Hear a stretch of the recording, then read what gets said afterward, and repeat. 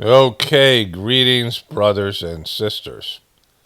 I just realized my microphone wasn't on, and I did an epic opening, and I can't recreate it because, anyways, one of the things was correcting my video where I just received a message from my wife saying she was awake before I was, and when I opened up my phone, there was a message saying heaven is spoken wrong, is misspelled, and I looked at my video title here.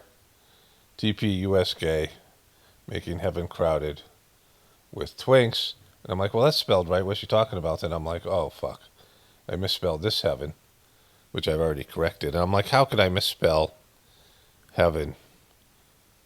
The same word. Like, I spell it right once, but the second time I misspell it. Because, I am actually dyslexic, so that's the excuse I'll be using. But I did that all live, and it was funny, and it was funnier than what I just did. But, you know, Mondays, am I right? So it's Monday, December 15th. It's Tuesday morning or later for you. This video is going up tomorrow morning. And, I've been keeping up Candace Owens' Twitter feed, which I'm not going to do anymore because I'm not looking at it. I'm not, I'm getting, whenever she says something that pops, Twitter recommends it to me anyway. Pockets of the future, you aren't verified yet. Get verified like the real Candace O to stand out and get boosted. Reply each. Reply reach. Boosted reply reach. I don't want to get boosted, bro. Okay, so, anyways, last night my wife sent me this tweet. Here, let's go to the real Erica J. Shekels, Erica J. Snotrad Kirk. Candace Owens and I are meeting for a private in-person discussion on Monday, December 15th. The real Candace O and I have agreed that public discussions, live streams, and tweets are on hold until after this meeting. I look forward to a productive conversation. Thank you. 8.5 million views. I'm sure the fucking comments aren't great here. Whatever. I can't open that up second thing. So, Candace Owens, the real Candace O, said, I'm very much looking forward to this discussion. Clapping hands. And see, there's a comments must be down here, right? These are the comments. Now she's not busy and her husband's allowing her to do something that day. Interesting. Just be careful that you don't overshare. She will spin it against you later. I'm sorry you have to deal with her on any of these awful rumors. So she's an anti-Candace person. TPUSK cannot be tied to a position on Israel and be our main GOVTV option in swing states. Choose wisely. Candace, stop, please. This is the conservative alternative. These are all checkmarked people. Praying for wisdom. Let's get back for not the checkmark people. Where are all the non-checkmark people here? So, where are the ones that are just organic, regular, non-check? It's all fucking checkmark. Anyway, so that's whatever it is. We don't need to see that shit. We could go down and see I'm sure that the comments telling her what a fucking awful person she is, but you have to go through all those checkmark people first. And that's not the point of the opening here. Let's get back to my real point. So I was gonna put this video has been like 3 days in the making. So that video that you saw, the one TPUS gay making heaven crowded with twinks, is a video I made like 4 days ago. It got bypassed by 2 videos. And it's a funny video, and I wanted to put it up, but there's other bunch of bullshit happened with this thing with TPUSK, and Erica Kirk went on this tour. And, TPUSK said that they were going to have a moment where Erica Kirk was going to come on, possibly, it was not clear. And they were going to address all the accusations against them. And they got fucking rung up because they said they invited Candace Owens and they said the ball is in your court. But then they set a time and date and said she had 24 hours to reply. They didn't do it to her personally, which now all of a sudden they're reaching out personally to her. And she said, well, I can't just go there. My husband has a thing and I have 4 kids, which is a reasonable expectation since she's in Tennessee and they're in Arizona. And, all of it. And so that went back and forth and they got rung up by that, because their position was stupid. It was retarded. And then Erica Kirk went on this tour of disastrous fucking interviews with Fox News, Glenn Beck, and Barry Weiss and CBS. Fucking disastrous. I mean, brutal. So I was making this video like I was, the video I put up last night was already made 2 to 4 days ago. And so I was, dealing with, like, we had 5 inches of snow, like it was a big deal here, for that amount. It's cold, like it's -3 degrees out. And we were dealing with all that stuff. And my wife and I were just like sipping cocoa and watching TV, like, just a kind of like a real weekend off kind of where I was barely working. Like I did some clips that you're going to see, that are already there as an introduction to this video that's there. And at the end of the video, I was going to put, I was waiting for what happened tonight, which at 5 p.m. There was supposed to be a TPUS gay event where they were going to live event where they were going to stream their debunking all these rumors and, accusations about their organization, right? And one of those things was Candace Owens. And then Candace Owens was going to rebut it on her channel. And one of the things I was looking forward to was there's a guy named Tyler Boyer who Candace Owens says she has people who have come forward and say that he was in homosexual relationships with other men and he was hitting on these interns and she has receipts for it, which would mean the guy who introduced Charlie Kirk to Erica Kirk and hired all the people there, all the twinks over there, was, gay, right? And not only that, hitting on interns, which is really inappropriate. That's a human resource issue. Like, he should be fired. And, and that would make TPUS gay just like, there would be nothing that could come back from that, right? That's all you need to know. And that Charlie was, she's not saying this, but Charlie was aware of that. And he was the guy he was one of Charlie's handlers, this guy, Tyler Boyer. So, in all that, it's a real, disappointment that they are not doing that. And my whole video was predicated on that, which you're going to hear me talk about in these various clips. Because I got Megyn Kelly losing her shit over Tyler Robinson and, and Barry Weiss, it's really just, there's going to be the word cunty is going to be a part of this video, which I will explain in some clips I've already made. You'll hear why I'm calling this cunty.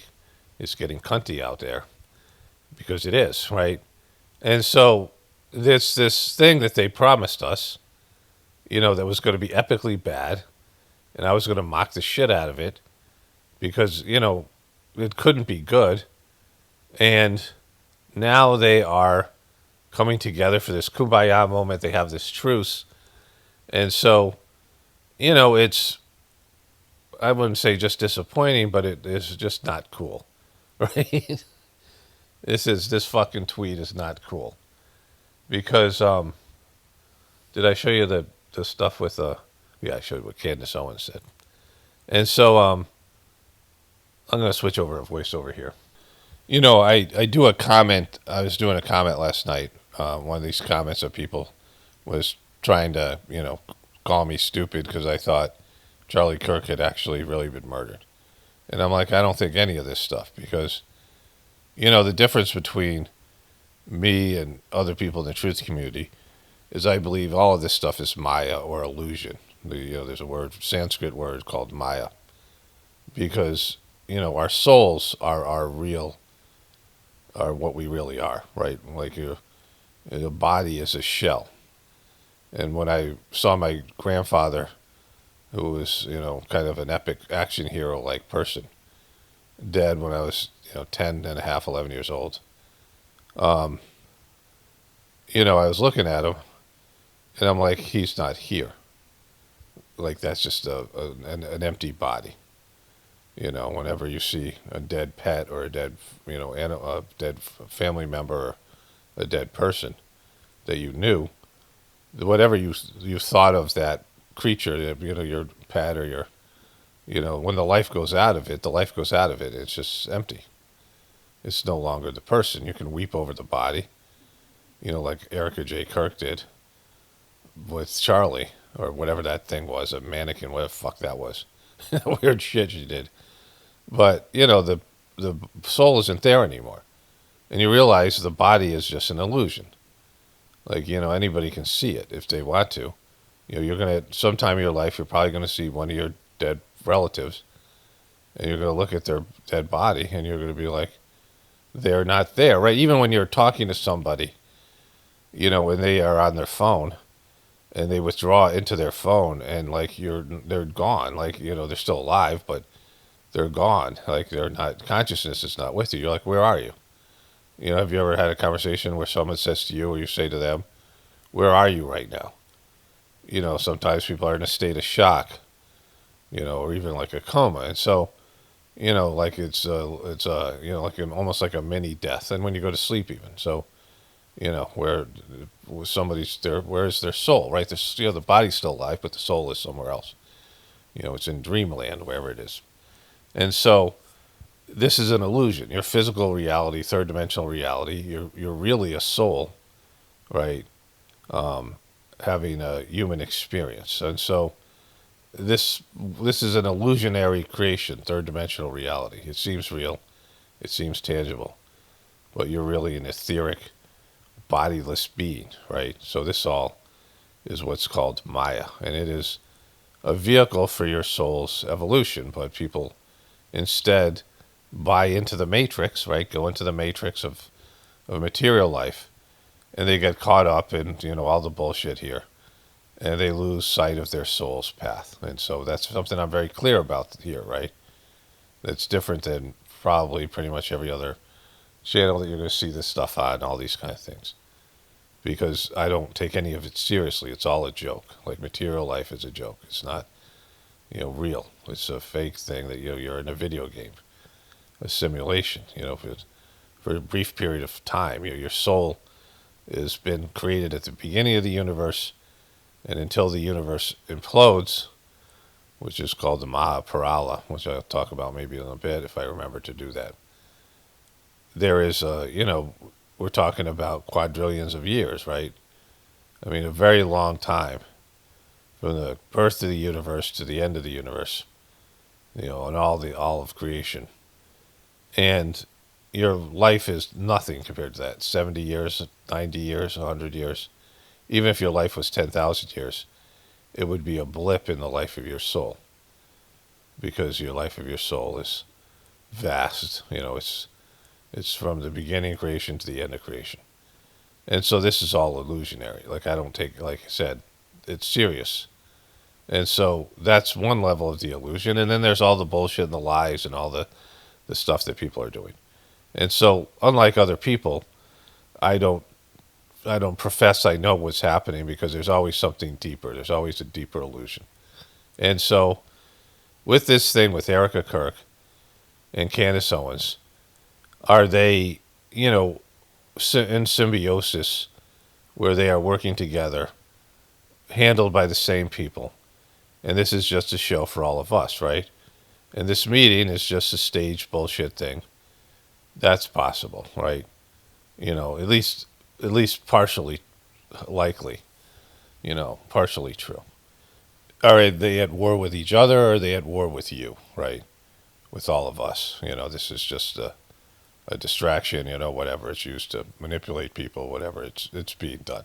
And what about them personally? Are they bought into it? Like, are they, even though they're working together, they're part of a with so-called elite, they're being handled, they're assets, but oftentimes these assets get lost in their role, just like people get lost in their egos in their lives and lose sight of the big picture and why they're really here, right? So there's that. So there's all these ways of looking at this any situation, whether it's the Charlie Kirk thing, whether it's the Trump thing, whether it was the Joe Biden thing, whether it's the war in Israel or the war in Ukraine or any number of things, right?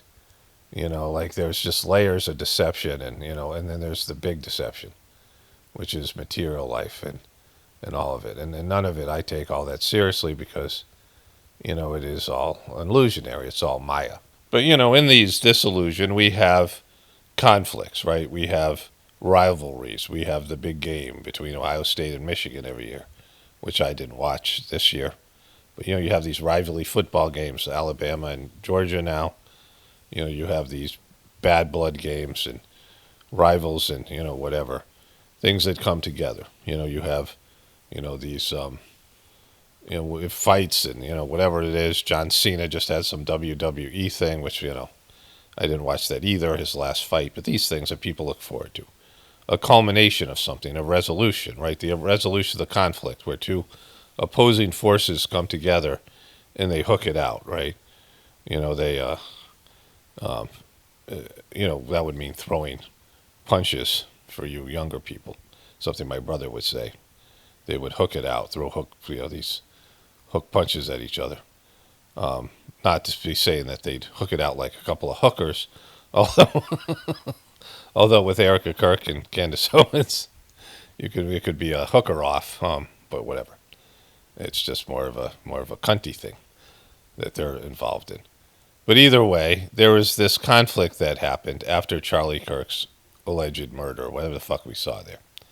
And for me personally, I was introduced to Charlie Kirk the first time I saw him, the first time I heard him talk was like 2 days after he was killed. And my wife sent me a video. He was saying something that I agreed with. It was when he was turning on Israel and he was talking about Jeffrey Epstein was likely a Mossad asset. So nothing he said I disagreed with. And I said, this guy's a piece of shit. And I didn't know why, but I knew he was. And he was a guy pretending to be religious, pretending to be a man of God, pretending to have a relationship with God. But what he was doing was he was taking, there's, I've talked about this quite a bit, but, when you're in the college age, you're doing what's called individuation in the psychological term, where you're breaking free from your parents, right? Like when you grow up in a family, and it's a lot less now because of the internet and, these kids that grow up with not really much of a relationship with their family, but you have, a part of your family consciousness, your parents' belief system. You might be rebelling against them. They might be, Trumpers, and you might be a liberal and, whatever, but you're still centered around your family's views. But, when you go off to college and you're now living on your own and you're not, in contact with your parents very much, depending on, whatever it is, you start to have your own thoughts. You start to develop as a person. And you can see it with your teenage kids. They start to have preferences. They start to see, they look at their parents like they're full of shit. Maybe about some things, not other things. Maybe about everything. You don't. You start wanting to, go out and be a person with your own views, right? That you're not getting your views and your information from your family. And again, with the internet, it's a little bit different now. Because of, the family has been decimated, but, back then it was always college. And even now.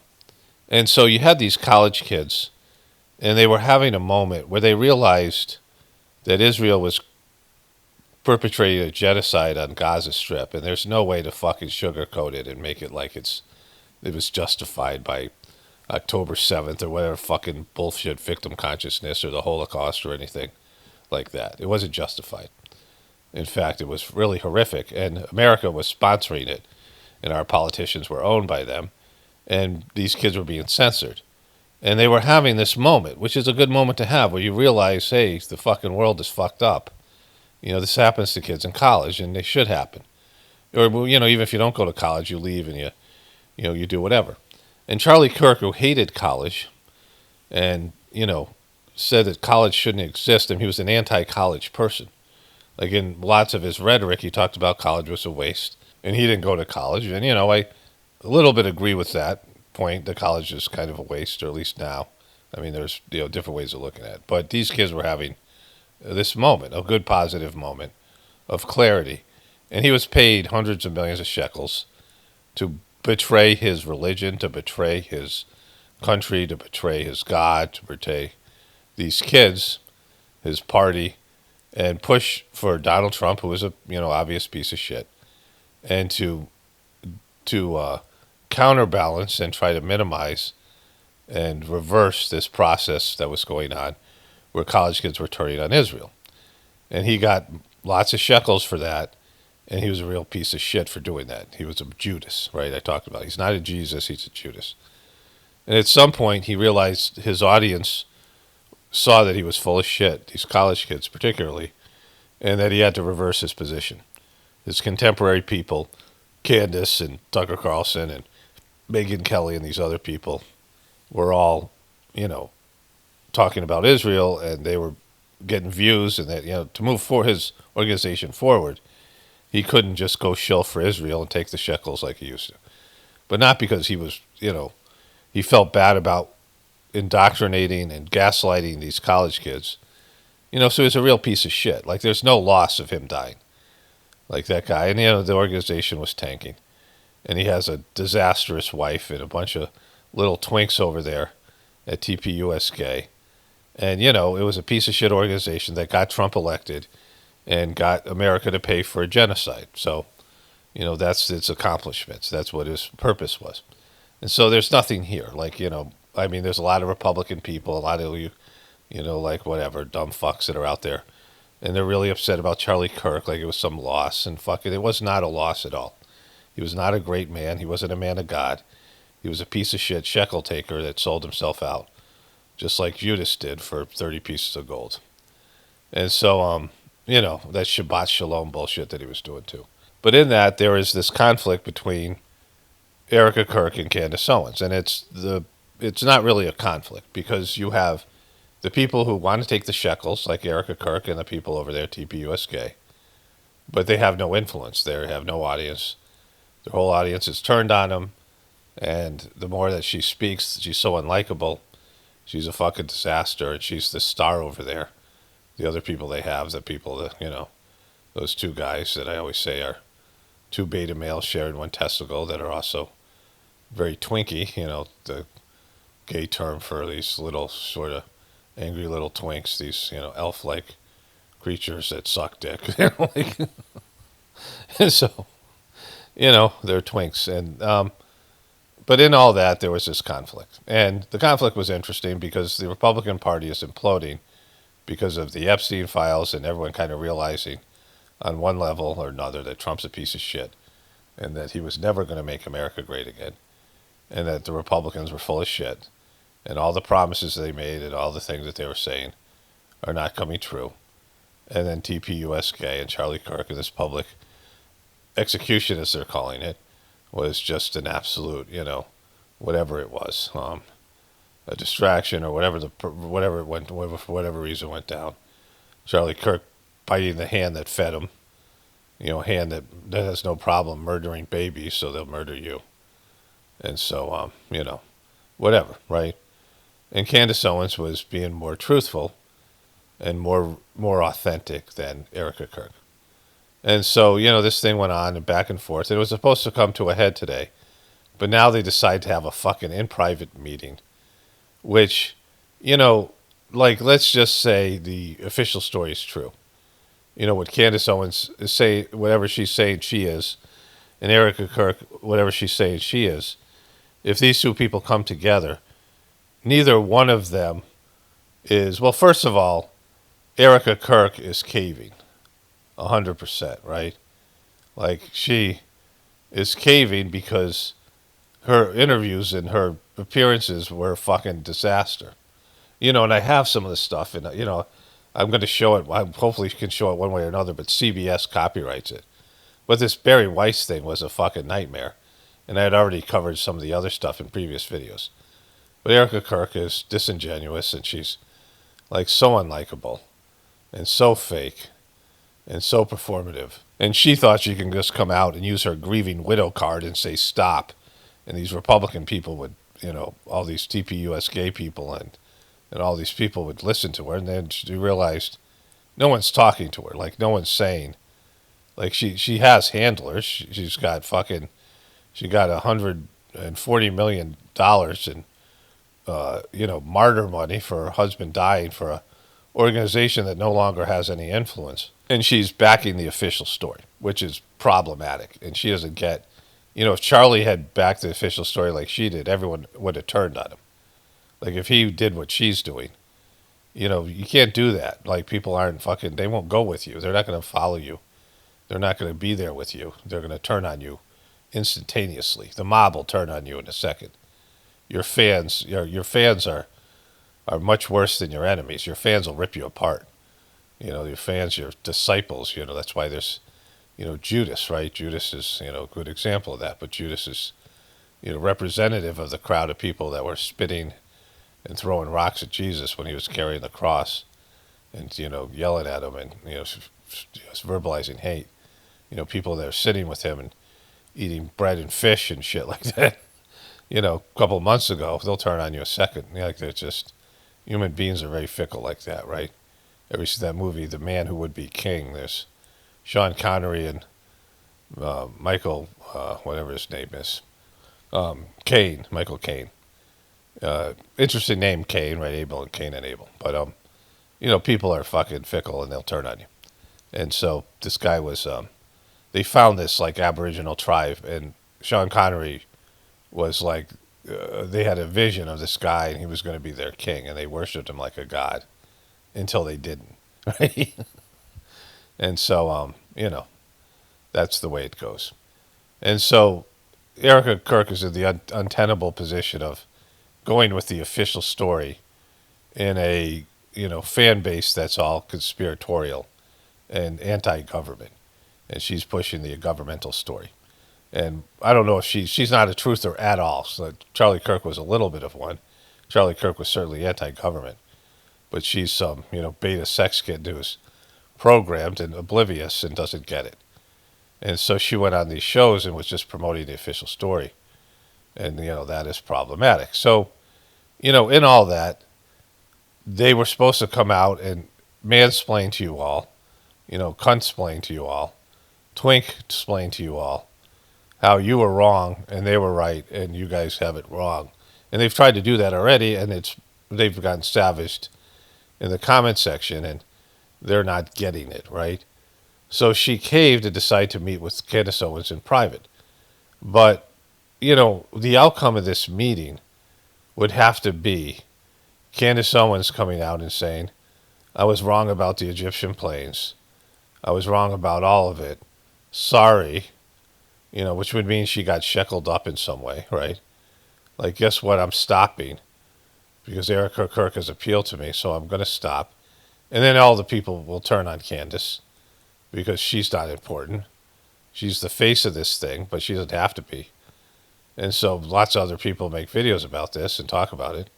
And there'll be just, a lot of smaller channels that don't have the support that Hertz does will get the views, and people still have their opinions, and the information will still be out there. And people will still go on investigating the fucking bullshit thing. And so, since she'll just be compromised. And she, she'll lose her audience. And she's not going to do that. Like, why in the world would she fucking do that, right? Why would she come out and say, I'm full of shit, and I was wrong about everything? Erica set me straight, right? Like, she's not going to fucking do that. And Erica J. Kirk can't come in and start, like I said, and I don't think anybody else has said this, they had to get Erica. What they do when they have these events is it's a victimization, it's a victim consciousness, right? There's a victim consciousness there. After there's deaths.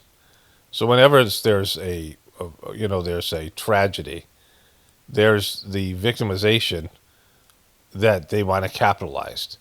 There's a victim stance and a victim statement, and they can go and rally you to war, like 9/11. They fucking bombed us, these motherfuckers. We got to go get them. we got to get some payback, right? It's out of this victim statement. Victim stance is a very, powerful thing that people take to justify doing things wrong. That's why they have these false flag events throughout history that provoke a war, right? People don't want to go to war. The average person doesn't want to fight for these rich fucks, and take money and, assets from other countries that they're not going to see, die, lose a limb, suffer, and to get nothing out of it, right? The peasants don't want to fight wars. You got to motivate them and brainwash them, and you got to get them fired up and emotional, make them feel threatened, even though they're invading some country that doesn't want to fight, right? That's why all these things that happen are staged, because the countries, Palestine didn't want to get its ass kicked. Do you think Palestine wanted to watch every single one of their buildings get exploded and have food and water cut off and have all the things that, they've gone through? You think they wanted that? Of course not. So there's some false flag, Benjamin Netanyahu and Israel owned Hamas. They were supporting Hamas. They were paying Hamas to be, the Hamas holes, because that was their asset, right? So, this is how all this stuff works. So Erica Kirk is, she's not fighting against Candace Owens. She's fighting against people who aren't buying the bullshit. TPUSK wants to get support from Israel and the official story and Trump, and they want to pretend that, it's okay, everything's fine. They're not going to go after Trump for his Epstein stuff, his other bullshit he's doing, and breaking promises and being an absolute piece of shit. They're not going to tell the truth about any of these things, and they're just going to push the official story. And people aren't buying into that shit. And so Erica Kirk is in a fucked up position. And so, the meeting that they're going to have is fucking meaningless, right? Like, nothing's going to come out of it. They're not going to move closer together. Because, like I said, they had to get Erica Kirk, this victim consciousness that I was talking about, that they had to get her. Because she was going to be the grieving widow. If she came out and said, the official story is bullshit, it's way more powerful than Candace Owens saying it. And then they can't convict this kid if she says, then they have to go after the grieving widow. They have to fucking say she's crazy when all these other people believe her. And, all the people that are stragglers they're clinging to TPUSK and they like Erica a little bit, then they get 100%. Like even those people who are pushing for the official story or buying into the official story, they have nobody now, right? And they don't have the organization. And she's this righteous, martyr woman. So they have to have her. They have to know that she's going to go along with the official story before they kill the guy, whatever happened there. They have to make sure she's on board, that she isn't going to turn. And they had her before, like she was always an asset. That wasn't a real marriage. She's not really grieving. And so she's not going to be turned because she's a fucking complete asset. She's handled and she's fucked in the head they've done some psychological bullshit to her, some MK. She's been MK'd like fucking, she's a mess. So, Sunday night after getting her ass handed to her by all the commenters and, realizing that her victim tour and her grieving widow bullshit isn't working, and it really hasn't.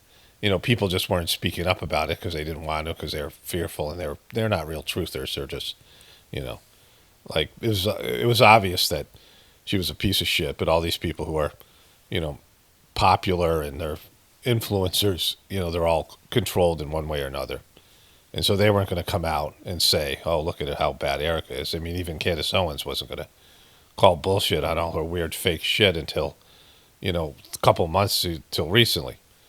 And so, this public thing that was supposed to happen with Erica Kirk and Candace Owens going at it, they just canceled this whole thing. TPUSK had said, "Oh, we had enough of it. We're going to confront this, and we're tired of laying down and let Candace Owens take a shot at us and our little estrogen-filled, Twinkie boys over there," and all that shit that they were doing. And, she's just taking potshots at it. We're going to confront it, and she wants to show up in person at a day, a time of our choosing. If she doesn't respond immediately, she can't come, and fuck her, and all that bullshit. And now they're going to have a fucking private meetings? Fuck them, right? And so, this whole video was predicated on me ending it with that. And so, And there's a lot of good stuff in here anyway. But I mean, I had this like kind of 3 days off where I was only doing little amounts of work, and the comments were flying in. I got so many comments to the thing about eBay, with the bullshit snot rag thing with Erica Kirk, which is kind of funny. All of it's funny. And so, it's a really shitty ending. Like they're supposed to have this, this climax, and they're doing it in public. I mean, in private. And then, they're going to come out both. They both have to stick to their guns. There's no, like, this is not there's not going to be some kumbaya moment between them because Candace isn't going to, change what she's saying because she's not going to lose her fucking audience. She's winning this thing. She's the winner of this thing by far.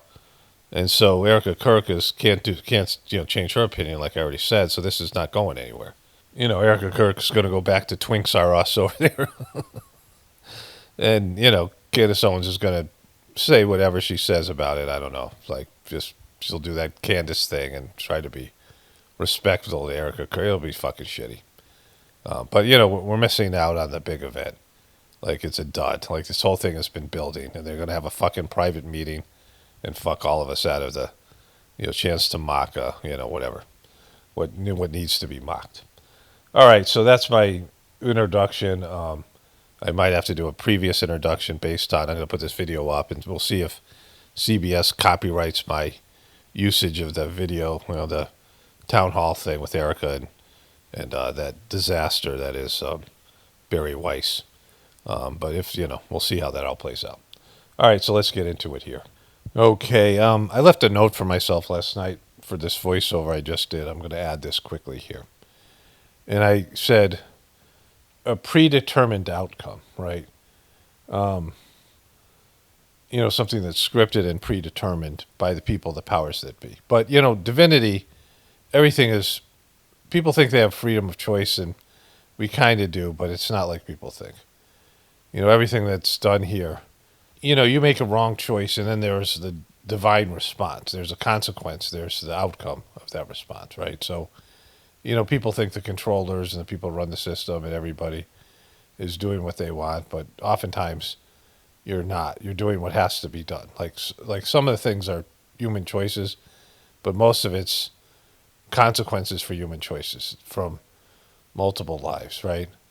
And so with that, this thing with Candace Owens and Erica J. Kirk, Erica Shekels, is this a predetermined scripted thing that was supposed to happen, right? Or are they changing things on the fly, or is this something between the two of them that is, whoever's the handler of Erica Kirk is doing a real shitty job, right? Like knows nothing about social media and winning an audience, or doesn't care what happens to TPUSK, and that they make every decision they've made since the beginning of the Charlie Kirk, whatever that was, and then thinking people in their group would stick with them and stick with her. I mean, did anybody really think she was likable, right?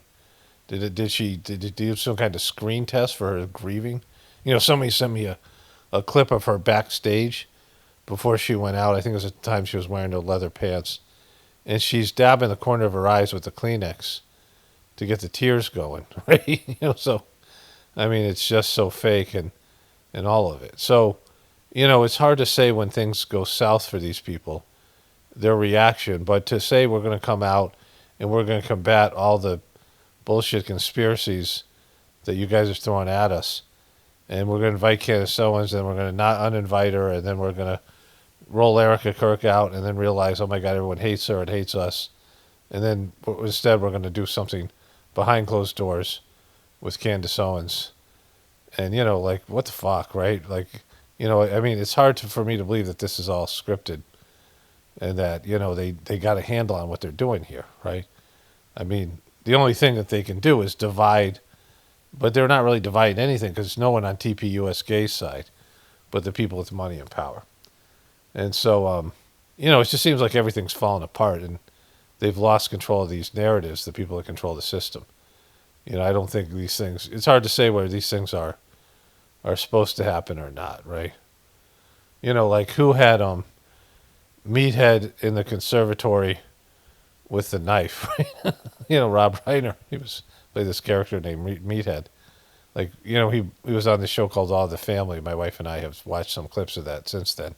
It featured a racist Archie Bunker and his liberal son-in-law, who was known as Meathead, right? And the guy, you wouldn't think this was how he would end up, right? All these kind of things. But anyways, all right, let me just, I got a whole other voiceover to go here and then the whole video. And it's getting cunty in here. That's the, so we'll see how cunty it gets. Let's get into it.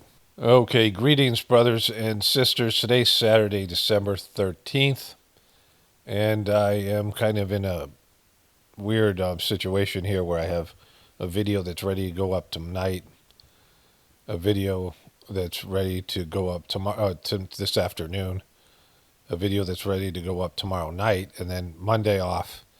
And I know that DPUS Gay is going to put on their whatever it is. This when you're watching this video, it's going to follow this introduction, where TPUS Gay is going to address the Candace Owens thing. And I had some thoughts about Erica Kirk. I compared her to my ex. I mean, they have similar, I think, eyes, the way their eyes are. Maybe not exact color, but the people's eyes tell you a lot. I mean, even like an animal's eyes, right? You'll see softness. You'll see, the eyes are the windows to a person's soul. Like you can see stuff in people's eyes, and not the color of their eyes or the, there's just something more right there. You see their consciousness, right? There's again, like a window to somebody's soul.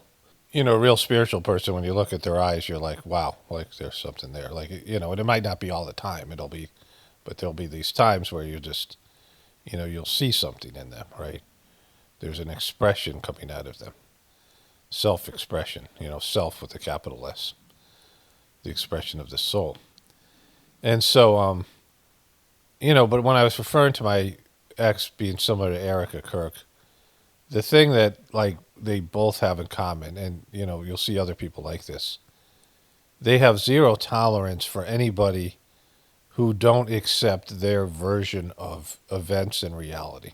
Up until now, Erica Kirk was pretending to grieve or acting. She's just a bad actress, just whatever it is. But I think she believes in what she's putting out there, even though it's superficial and it's, it's performative. People like this and my ex they don't have like a real, like an authentic self. My ex was, her dad was a high-ranking official in a Fortune 500 company. This is back in the 70s, 80s, or whatever, when she grew up. And he sexually abused her. And her mom was really the worst of the two people. She physically and emotionally abused her. I mean, this is her story. But either way, she was fucked up. When I met her, she was broken. And she was, highly intelligent. She was like the valedictorian of her high school kind of person. Went to an Ivy League school. And she was, broken psychologically. And she would have these episodes, these meltdowns where it seemed like she had altered personalities, and I couldn't tell whether she was acting or not. It was very hard to tell. And I don't think she would know, right? Like, she would become a little girl at times, like a 3-year-old girl. And like one time she had this psychological breakdown. My daughter, Anna, the one that committed suicide, she really loved horses, and she found this video. This guy, Buck, he was like the horse whisperer kind of guy. They had that dog whisperer. And the librarian somehow, like, we requested the video. Like she hadn't seen it yet. And the librarian at their local library had horses, and she saw it, and she came up to us and said, it's great your daughter suggested this video. It changed the way that I interact with horses. Because this guy, he was less abusive, the way that he worked with horses, right? So we watched the video, and the guy described his physical abuse by his dad, like just in graphic terms. And I felt my ex was like tightening up on the couch. And then she just became a 3-year-old girl. She just like went like fucking crazy. And my whole family was there. My kids, like I, most of the time when she had these kind of emotional breakdowns, my kids were out playing or upstairs, or I kind of kept them away from them. She would attempt suicide or threaten suicide, or sometimes just age regress or some kind of weird twisted personality, like some other altered personality was there. And this time she started taking little baby steps, like a 2-year-old toddler, and was speaking in like 2 or 3 word sentences, right? And my kids were all around her, and I didn't know if she was acting or not, or like I said, I didn't know it was performative. It was and I'm stressed out. My kids are experiencing this. My son was learning to do like polarity. He was trying to do play, like they were like, 12, 13 years old. The oldest one probably at that time. They were kids, so they were going to remember this. I mean, I don't know if they did, but because I think I've talked to them about it, but they didn't have like the deepest memory of this thing. But she, had these breakdowns, and she would get suicidal or threaten suicide. These things, I'd have to go hide the knife. She'd get a knife and threaten to kill herself or cut herself. It was like a hard thing to go through, and I didn't want my kids to experience it for obvious reasons. And so somewhere around that time, I was doing research on MK Ultra victims. Just something you start looking into. These things, these various truther threads. And there's these women describing what it was like, their abuse, and these were like beta sex kittens and whatever they were, MK Ultra people. And I watched a few different of these videos, and it was hard to tell because they were so fucked up. Like people who go through there are so fucked up, and their stories seem really kind of not believable. But when they described what they were like and what they went through, I'm like, oh my God, this is exactly my ex's story, right? So I brought my ex in, I showed her some of the videos, and she started to, freak out a little bit. And she said, I think, if I have to confront this, I'll be schizophrenic and I'll spend the rest of my life in an institution. Like her personality would fracture, right? And it was at that moment I knew things were not going to get better, right? Like ended up being divorced 3 years later. But I was like, there's just no hope. Like this is the way it's going to be. This is my life now. And, I couldn't leave because of the kids, the whole thing, right? And so when I talk about how Erica Kirk reminds me of that, it was very clear to me, and I'm glad that I had these, like, not that it was great or whatever it is, but it changed my perception of people's internal worlds, right? Like everybody has a different version of reality. We all have an internal universe that we've created, and we see the world through our lens. And I'm very clear about that. And I'm very clear about how, my lens isn't the right one. That I don't see reality as reality. Like my reality is distorted.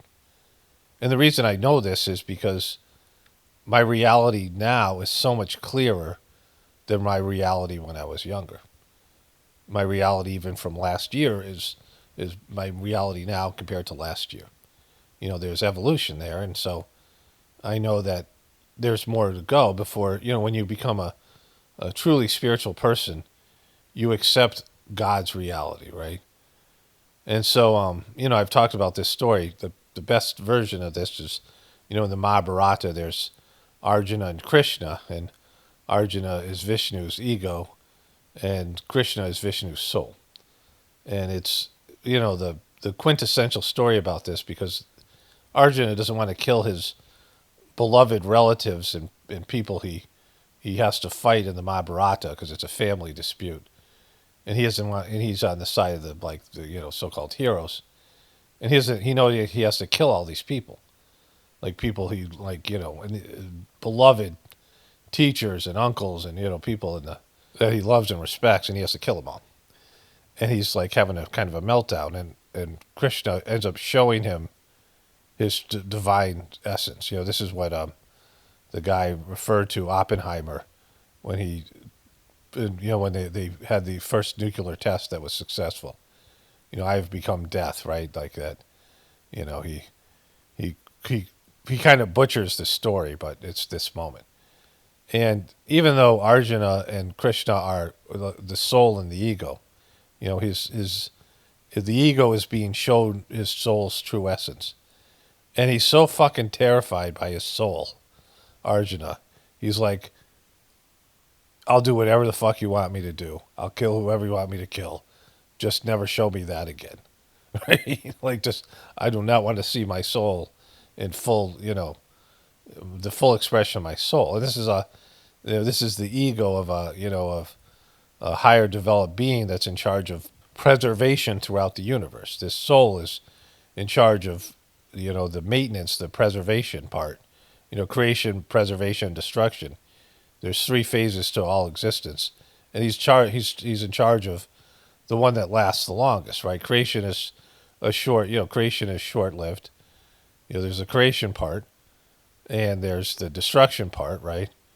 And like you're born, and you die, and in between is preservation, right? So it's the longest, it's the most it's the longest phase, right? And he couldn't see his own soul, and so people don't see reality and are scared of reality. And if you saw reality, it would be kind of a bummer because people have changed their perception to something that suits them and helps them get through the day, right? We all have distorted our lenses to make life acceptable. That's why I don't get all angry at sheeple or whoever it is, because all of us have a distorted lens, right? Like, it's up to us to move closer and closer to reality. Like, one of the books in the Sajmark system is called Reality at Dawn, because we meditate at dawn, and at some point we have to accept reality as reality. We have to accept God as God. Everyone has a different version of God. Everyone has a different Jesus. That song by Depeche Mode, My Own Personal Jesus. Like, each person has their own version of Jesus, right? As you get older, like, you realize that you're a different person for different people. And some people see you some way, some people, I mean, here on the internet, for me, and this, what I do here, you guys all have a different version of what you think I am, right? What like, you all have if you had to, let's say, like when the blind guys are all describing an elephant, and one person says, oh, it's like a snake because they feel the trunk, and oh, it's like a wall because they feel it's, each one of them feels a different part of the elephant, right? They have a different version. And so this is what's described here. People have a different version of reality. The third master of the Sajmark system said there's people who, are, I mean, I guess you'd be describing somebody who's like a grifter, who act a different way for each person. They give each person what they want to see in them, right? And so they have created all these different versions, and then they get together in the same room, especially somebody who's like deceptive, right? Someone who's a bad person has been, scamming all these different people, and presents themselves as this to this person and that to that person. And they get in the same room with all the people, and all those people are reflecting back to them the version, their personal version of that one person. And that one person, like, has a complete breakdown. Like, they have a psychotic breakdown because they're having all these versions that they've created of themselves. These, like an actor, and this happens oftentimes to people who are actors. Like, they have all these, different versions that they've created of themselves, and it gets reflected back to them all at once, and they like have a psychotic breakdown. So, with that in mind, my ex and Erica Kirk have this similar condition where they think their version of reality is the real one, and they can't handle other people's versions of reality. And you can see this for the first time with Erica Kirk when she started to confront, the non-official story. And, whatever she is as a deceiver, whatever role she's playing, she believes in it, but she's performing, right? She doesn't know she's performing. She's inauthentic, she's a fraud. But when, confronted with that, she can't handle it, right? And I saw this, like I said, similar with my ex. People will say things in the comment section like, Charlie Kirk he's not really dead, and this is the true story. I know. And I'm like, you don't know shit, right? Like, this is what I'm referring to. Like, what you think today, I mean, what I think about, like, 9/11 today is different than I thought about it when I first realized the official story was bullshit, right? Like there's an evolution to things. And, part of it is like you'll never really fucking know. You'll never know the full story. And you'll only know the material version. You don't know what the divine plan is behind the story. You don't know what role that plays, right? Like, you'd have to be able to see all of your lives, all of your past lives, all of your future lives. Like that's somebody who would see reality. You'd have to know everything about history. You'd have to know the true nature of God. And most people, if they knew the true nature of God, they would freak the fuck out, right? They would, God's version of reality, the true reality, is so, so much, so different from an individual person's version of reality that people can't handle it. That's why people run away from God, run away from their souls, because their egos have created these versions of reality. And when you start buying into your own bullshit, right? You start believing your own lies. You get deeper and deeper into a state where you can't accept reality as reality, right? And there are those people who everybody else's version of reality is unacceptable, and they demand that your version of reality match their version of reality. And as they get crazier and fucking crazier, which is inevitably what happens, they start distorting actual physical events and memories. And if you're around such a person, it's like, am I crazy or are they crazy? Like, because you live the same life. And, I noticed this with my ex, that the further, the further our time together was, the more and more that her version of reality was completely fucked. Like she was psychotic, and she demanded that my reality match hers. Like I couldn't express my views of what I was seeing, or else she would get suicidal and freak the fuck out. So she had ways of controlling it, and a big part of that was being a victim, like you see Erica Kirk being. Like I'm the only one who knew Charlie. I'm the only one who loved Charlie, and my grief is, I want the justice and truth more than any of you guys in these things, right? Which is clearly not true, but she's bought into it. Like that's, she's acting because she doesn't have a real personality. She doesn't have, she just doesn't have it. And it isn't like it's a conscious deception, because she has to believe in what she's doing because she doesn't have anything there, right? Has to, it's like somebody who is like a blank slate and is given a role to play, and they have to buy into that role because they don't have anything else. They're empty inside. They were like, or just, it's chaos would be a better description. All these fragmented personalities. When they fuck these people up, they sexually abuse them and they fracture their personalities, right? Like my ex had a story where she said her mom hit her in the back and she went blind. She had what's called hysterical blindness. She couldn't see for like, I don't know, like a couple hours or a day or something, like just fucking, temporary blindness. And she went and talked to a psychiatrist or somebody about it. And the guy goes, "Oh, a real hysteric. I've never met one before." Or maybe that's bullshit. Like, I don't know. You know what I mean? Like, there's no way to tell. But she believed it, right? Like, this is how, like, it becomes. And so these people who are so rigid about their realities, and they won't let any other reality in because their reality would crumble. Because their reality is based in fucking complete bullshit and psychological, devastation, abuse, and, victim consciousness and the rest of it, right? And so, this is why she's like the worst, because only her reality counts. And you can see it when she's interviewed, you see it when she gives speeches, and that, she can't handle the way that everybody else sees her. Because it's, people reflect back their view of you.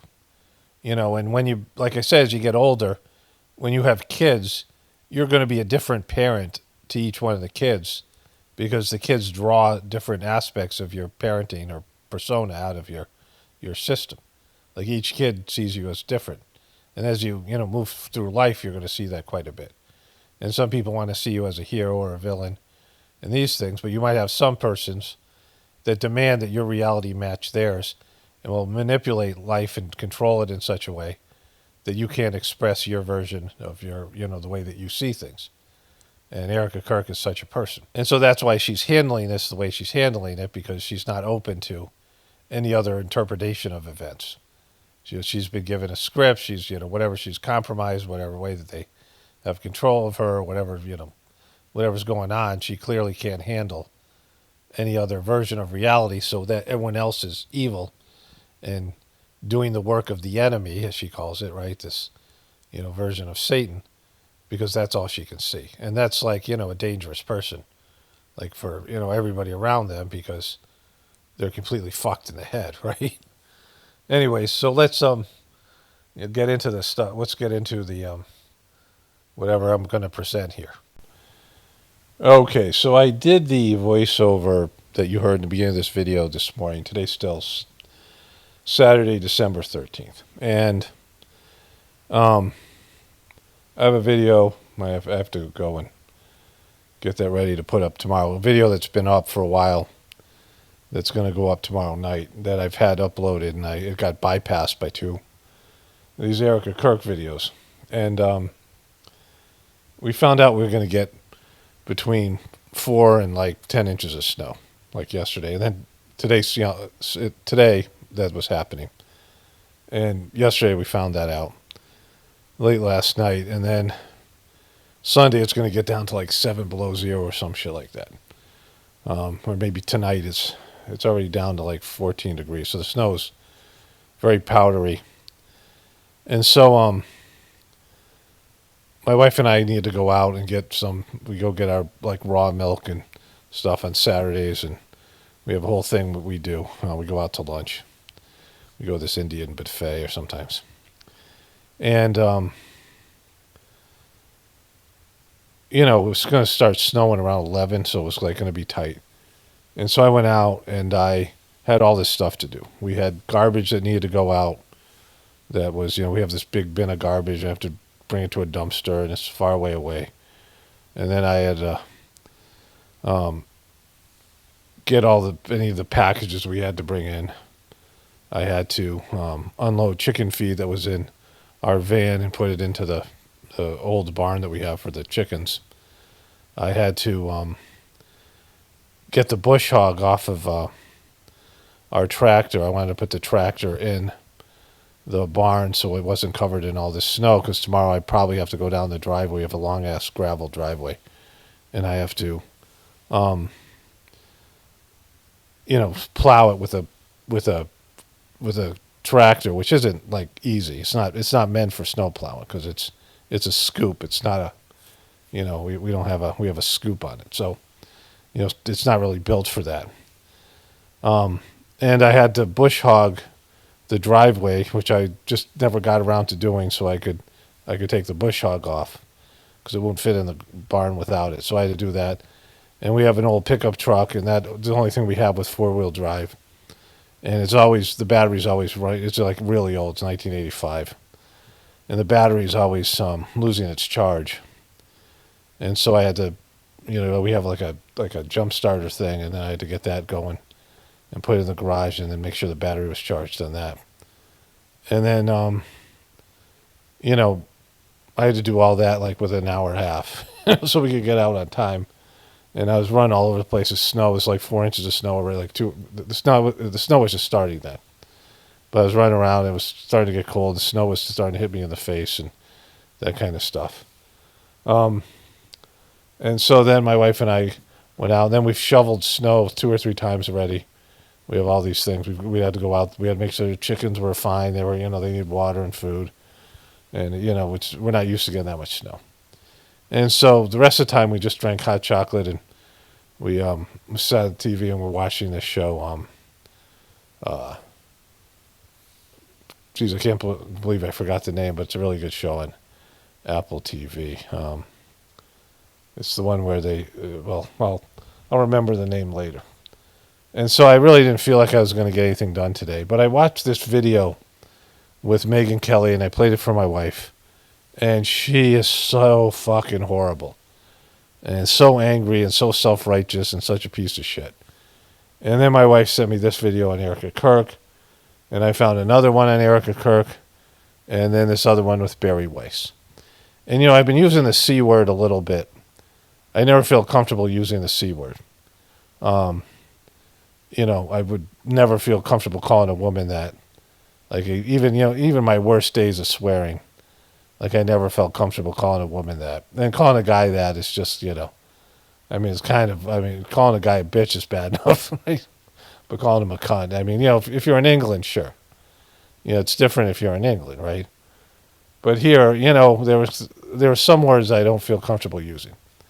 I've always been a big time swearer. And it's going to be necessary. I'm going to have to bust out the C word a lot today. It's just the right time. Swearing is not subtle. Like in the Sajmark system, you strive to be subtle, and that's the reason you wouldn't swear is because it's not subtle. There's a lot of power, a lot of whatever, a lot of grossness in swear words. But I've tried to stop swearing at different times in my life, but it just hasn't taken. And then when I started working on the internet, it's become necessary. I used to boop. I used to go, boop you. That was pretty fun. I did that for a while because YouTube was demonetizing my videos for swearing, and I was like, whatever. But as much as I'm just prefacing that I don't use the C word lightly, and it's going to have to come out. And so I really want to get to the Megyn Kelly thing because I just want to go after that whole thing. But first, let's start here. It's just unfathomable, but yes, by the end of this year, we'll be hitting 5 billion within all of our accounts, which is incredible. I'm so proud of our team. I'm so proud of our team. So that is definitely. Holy shit. Can you believe what this cunt just said? They're going to hit 5 billion views a year. I thought that was money. Okay, so that's not the big deal. But they're not getting any views right now. If that's what they're saying, I thought that was money. So I take back the C word. I used it. I previewed. I used it a little early. But they're not getting 5 billion views. They're getting 5,000 a view on YouTube. Their Spotify account has gone to crap. And so that's just all lies. They have nothing. No one likes them anymore. It's dead. Like their channel they've lost their way. She's annoying. They don't have any recourse. They have no way to win their audience back. Zero. And so I thought that was like money-wise. I was like freaking out, but Definitely not going to be slowing down at all. I'm actually really excited about that. My parents instilled in me at a very young age. Again with this, look at the lace shit she's wearing here. What is this, lingerie night at the fucking... Is that you have to dress in lingerie at Mar-a-Lago? Now, this is probably what, this is the payoff she got. And maybe, I don't think she gave a shit about her husband dying, right? She doesn't want to be called a suspect. But listen to this thing here. Like, here she is in this weird lace stuff. And Charlie's amazing parents instilled in him at a very young age is tradition. Tradition. Tradition. Isn't that from one of those Fiddler on the Roof or something? Tradition. Tradition. My husband, as tradition, would donate his entire paycheck back into the organization. I am following suit. It is my honor and deepest pleasure. Okay, now the cunt word's coming out. Okay. Okay. It's their deepest pleasure to donate her paycheck back into an organization she owns 100% of. What are you talking about? So first of all, they need money to live, right? So whatever paycheck she's getting, they're getting enough money to live and live well. She's in charge of a, $300 million. I thought it was $5 billion a little while ago, but still, a $300 million organization. And this past year, they've brought in $120 million, and they brought in $40 million just on this thing alone. And she owns all of that, right? Like, even if she wasn't CEO, she owns all the stock. This is not a publicly traded company. There isn't like shareholders. She's the king. She's the queen of this, or the king, despite whatever it is that she's wagging there between. And so, I mean, for her to fake cry here and like make it look like you're donating your paycheck, you got $2.5 million in GoFundMe money. You're the richest single mom, widowed mom in the country, right? Like the one with the biggest support system. Like, what are you talking about, right? Look there's that little dweeb there. To pledge my Pluribus is the name of the show. An amazing show, one of my favorite shows, right? And I want to talk about that. There's one more episode to go. That I thought it was already done, but my wife and I watched like 4 episodes today, and we had watched some of it already. But just brilliant and really enjoyable and well-made show. entire paycheck back into this organization. Oh, you gonna do that? Oh, you do that? You're so fucking fake. Why don't you tell everybody how much money you get from the organization? I mean, she doesn't need a paycheck. She just fucking take any money she wants out of the organization. She owns TPUSK, right? Unless they sold some shares to 5 different people, some percentages. I mean, other than that, she owns this thing. And she's living well. She's got, multiple properties. And she's a multi-millionaire woman. And so, like, look at this.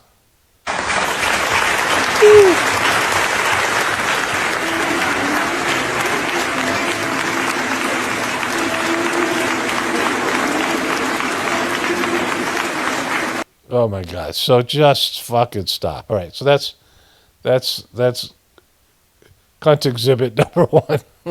Here it is. Fiddler on the Roof. Tradition. Tradition. All right. There we go. It's a tradition over at the Kirk family. Shabbat Shalom. All right. So this thing was probably really cunty. I haven't seen it.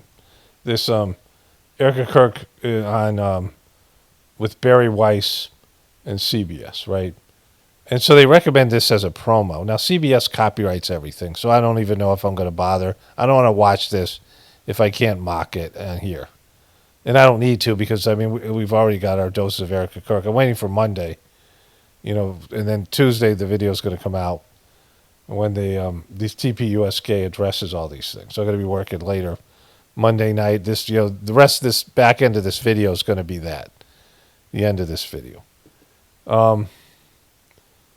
And so, again, like I'm up, I have a video already ready to go for tomorrow, and then I'm skipping a day, which is Monday, and then Tuesday morning there's going to be this video. You're going to be seeing this video. And so I don't want to, anyways, let's get into it here. I will never agree with political violence. What the fuck are you talking? Wait, you never agree with political violence? Holy shit! Did you hear what you just said? I will never agree with political violence. I will never agree with political violence. Way to take a fucking stand, right? I've never heard one person agree with political violence. I mean, I've heard people talk shit about it on the internet, but nobody of substance. I've never seen a famous person agree with political violence. I mean, maybe people like Hitler, historic figures, but I've never seen them. I don't speak fucking German, right? I've never seen an English-speaking person say that they want political violence, right? In, some sort of live thing. Certainly no one, on her level of whatever it is.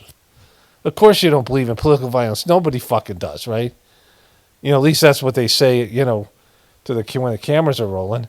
And she's got these fucking dead, fucking fierce eyes. I mean, she just sucks so bad. My husband is a victim of it. Is he? Look at this piece of fucking work here. Like, what is this? Are they having a frumpy off? I'm a victim of it. I'm a victim of it. I don't believe in it. Look, I'm a victim of it. I'm a victim. My husband's a victim. A God-loving person is never a victim. So, somebody who, God takes care of you, right? If God is all powerful and you work for God, then everything you get is from God. And whatever whatever happens to you comes from God and nobody else. Certainly not Tyler Robinson. Frumpy. But what I'm trying to say here is that we can blame everyone else. Boom. We have to look in the mirror. You gotta look in the mirror. Look at that man in the mirror. When you become a father, when you become a mother. And say, hey, I'm not going to raise my kid to do political violence. How are you raising your kids? How are you raising your kids? Are you giving them a bunch of things that are going to lead to political violence? Are you going to give them a lot of guns, and you're going to give them a lot of hate speech? You're going to give them a lot of racism, and you're going to make them like angry, and you're going to tell them to hate liberals, and you tell everyone in the left's a piece of shit. And, you know? Are you taking responsibility, or are you giving them a device Boom. and saying, go down that rabbit hole? Because kids who are on devices all the time and spend 8 or 9 hours a day on devices are known for doing a lot of things in the material world. They're known for doing a lot of things in the real world. In fact, they call it in the real world because it's something that they spend less time in the real world than in the cyber world. They're known for getting off the video games and doing all kinds of things and achieving all kinds of things in the material world. They're not glued into their devices. You know, they're on their devices for 12, 15 hours a day, and then one day they plan a very sophisticated assassination of a political figure. I mean, that's what happens. Like, that totally happens. It makes total fucking sense, right? That devices are responsible for all this violence. I mean, if they're going to drone, so you give them a drone, sure. If you give them an armed drone, yeah, they could do some damage. But you're going to get these fat potato chip-eating motherfuckers out there climbing up on roofs and whatever and banging furry dudes. I'm trying to go to Pilates class. You can just sit in the corner and look at your iPad or look at your phone. Do you think that's what happens? Do you think that's what's happened with Tyler Robinson? His mom went to Pilates class and she gave him an iPad, and then now he killed your husband. Is that the fucking timeline you see happening? Like these fucking cunts, right? And go down that rabbit hole and see what you can learn from that instead of being a You're saying rabbit hole a little too much. parent. So my call to action for she hasn't earned the right to speak in front of people. She hasn't earned credibility. She's no expert, right? She has 2 kids we've never seen. They might not even exist. She, had some minor little podcast. She was, a beauty contestant. And she married a fucking guy who was propped up by Israeli money and betrayed his country and his party and his religion and was ultimately killed for, going against these people that propped him up. And she didn't earn shit. She hasn't earned any of these things, right? Like, she's not somebody who won an audience. Nobody fucking likes her. I mean, she's getting hammered. Apparently these, across the board, the comments are so bad all across the board. These things, as far as I know, all these different interviews. We've seen it on TPUS Gay. And so she's got nothing, right? from that is parents step up. Parents step up. Look at her. Look at how fierce she is, right?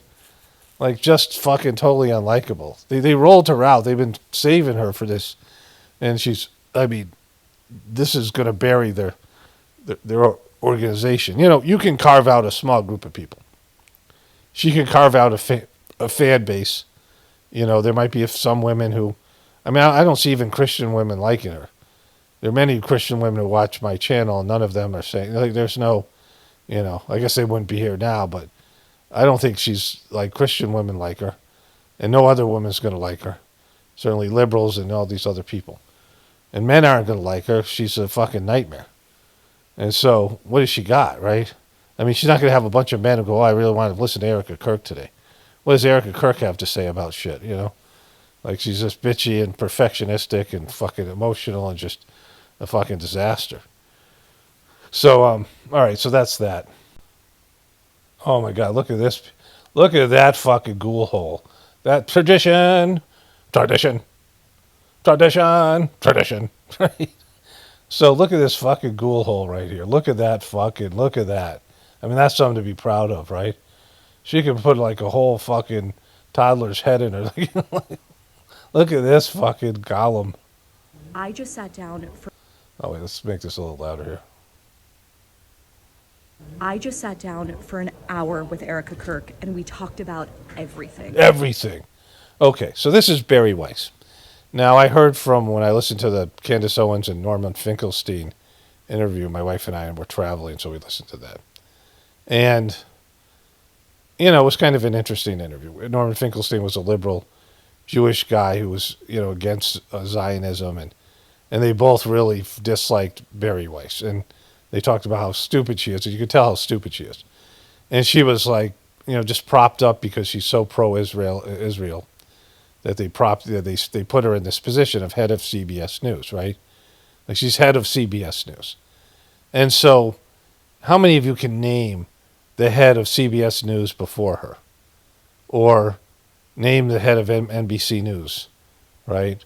Fox News, it used to be whatever that guy was. I can't even remember his name. Roger Ailes.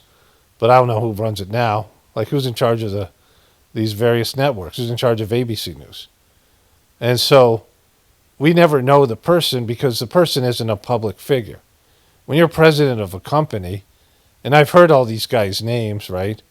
But when you're head of NBC or a CBS or any of these companies, the news division, they put her in because Trump was suing everybody and, giving them all a hard time. And, they got rid of Colbert. And now they put her in, all these liberal, whatever it is. And she's, like a Trump Zionist. But they don't come out and do fucking interviews, right? They don't roll these cunts out and make them do interviews because they're the president of the fucking company. But this is some incompetent fucking boob, and she's coming out here. We talked about what was going through her head when she stood on that stage and forgave her husband's alleged murderer. Oh my God, look at her. Look at her fucking hands. Look at this fucking... she's fucking... Like, who are they putting... They're, like, not only is she incompetent as a president, she can't even do this interview. And apparently she was doing all these takes, and she couldn't read the cue cards in the script, and they had to reshoot these things. And it's a disaster. It's all scripted and staged. They're getting rung up. They're getting ratioed all over the place by these, negative comments and things like this. And of course they are. They're rolling out. Like, do they just not care anymore? Like, they're just saying, fuck you, we don't care. We're just going to pretend you guys watch our shit, and we're going to just pretend you guys are listening to us, and you're not hating on us and all these things. And she's horrible. And Erica Kirk's already talked about this 10 different ways. And now she's coming in all fierce and going after everybody but the alleged, the patsy. And so... We talked about all of the conspiracies surrounding his assassination. All the conspiracies. You talked about all of them. You've talked about every single one of them that are out there. Like all the different nuances. All that she said was stop. Is there more to it than her saying stop? Did you ask her specific questions about specific things? And that she didn't give coherent answers because she just gets emotional and rolls out, oh my God, I'm a victim, I'm a widow. And how dare you, I'm such a good Christian, how dare anybody criticize me? Like, this is horrific. This is what you're rolling out here? And of course we talked about grief, political violence, and so much more. She's against it. I hear Erica Kirk's against political violence. Watch this Saturday night on CBS at 8 p.m. And it's the Shabbat, you mean, when everyone's supposed to have their devices off? The Shabbat, she's selling a fucking book right now about doing the Shabbat and putting your phone in the drawer, and you guys are rolling this out on the fucking Shabbat? Like, Jesus Christ, are you that fucking retarded? Are you retarded? I think you're a little bit retarded. You look retarded to me. All right, so I want to roll all this stuff out before we get to the Megyn Kelly, because this is the fucking piece of shit people that Megyn Kelly is going to defend here, right? Because Megyn Kelly made a video, like Tucker threw some support behind Candace Owens, and Megyn Kelly's clearly throwing support behind TPUS Gay and Erica Kirk.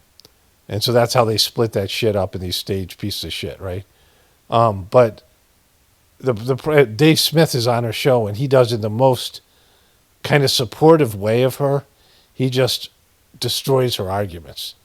He's like, oh, everything you say is great. I'll show you that part, too, because that's great. But let's go to Megyn Kelly here. Okay, so this has 5.5 million views. It's got 1,600 likes and 5,000 comments.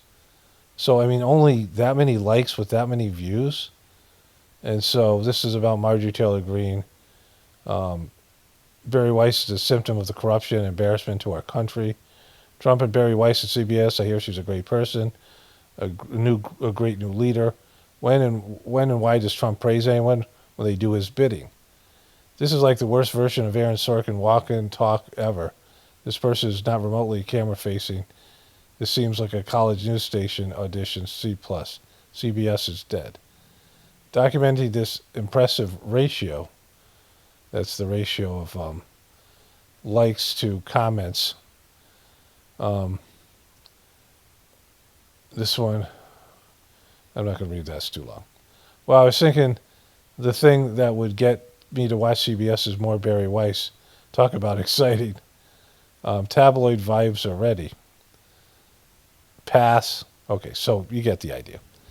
They're being rung up in every possible fucking way because they suck and everybody knows it. Okay. So this video popped up this morning. I wasn't planning to do anything today. And then, I was just going to wait till tomorrow to do this, but I don't want to lose some of these insults and mocking that I have going on here. Megyn Kelly's one of the worst. She pretends to be a truther, and she clearly isn't. Like, she's not even a good right-wing truther. And you can see that these people are all being rolled up. But she's taking the shekels, right? She's sheckled up. She's completely a tool. And I don't want to, it's not like she's Tucker Carlson and Candace Owens are less tools, but they're at least more on the right side of things, right? Regardless of, the role that they've been cast in. But she's just horrific. Hey everyone, I'm Megyn Kelly. Welcome to the Megyn Kelly Show and happy Friday. We begin today on the court appearance by Tyler Robinson, the man accused extremely credibly. Oh, yet. All right. So I'm going to need at least 3% more cunt from you. Like, it's not cunty enough. We're going to need another 3%. You're 97% cunty here, but we're going to need 3% more. Because that's just not, it's almost there. Extremely credibly, right? So, that just speaks for itself. Like, just the way this is like yellow journalism. This is like the Tokyo Rose or whatever they call it. These ones in Vietnam that would do this propaganda and things. Of murdering our friend Charlie Kirk in September. He made his first in-person court appearance yesterday out in Utah. He had appeared virtually in 2 previous hearings, and he was allowed to wear civilian gear, not a prison jumpsuit, in order to protect his presumption of innocence. Okay, so the guy has no protection because you already just, told everyone he's guilty, all your audience. Erica Kirk already forgave him. Trump just wants to give him the death sentence. Everybody who's believes in your official story bullshit is already prejudiced. And then everybody else who does research and can think for themselves probably has questions, right? But either way, it doesn't matter because listen to this shit right here. Given that while there are obviously no jurors yet, this trial doesn't take place until tentatively January of 2027. Okay, what? January of 2027. So think about that. That's over a year away, right? We're going to be in World War fucking III by then. Like, nobody's going to care about this case, right? Like, just look at this fucking putz right here. Look at this incompetent little boop. Just this furry loving, transgender loving dude. Come on, bro. But, the thing is that stories don't last that long. And for this to go on for a year, what they want is they want to burn the house down. They want the Republicans to go. And again, there's no percentage on the side of this convicting this kid. Nobody buys the official story here. Like, it's 10% of the population. So Jimmy Dore has popped into my feed a couple of times. And I watched one of the videos, and it had, I didn't watch, I watched like a minute of it. But he had that guy, Valuetainment guy, whatever his name is, and he did a poll of his people, and those people aren't, hardcore truthers. and 70% of them are on Candace Owens' side, and 30% of them are on TPUSK side, because there is no sides here in terms of the population. They have the, I talked about the Mahabharata, and the two, basically the two generals for the war, Duryodhana, the evil, one side of the evil cousins, and Arjuna, the hero of the Pandavas, the heroes, right? And he was like the best archer on his side, and Krishna's best friend. And they go to see Krishna, who had all these unimaginable spiritual powers. He had this disc that he could just, this spinning disc that could do all kinds of like cosmic damage, right? But he said he wasn't going to fight in the war. And and they both were asking him for help. He said, I'm going to give you guys, one of you guys is going to take the army, and the other one's, I'll drive their chariot, right? And so Duryodhana took his army because he had this indestructible army, thinking he'd won the war, but God was on the other side, so he mistook this thing, right? And so I'm not even sure why I was saying that. What the fuck was I even talking about? It's a little bit late. I've lost my train of thought.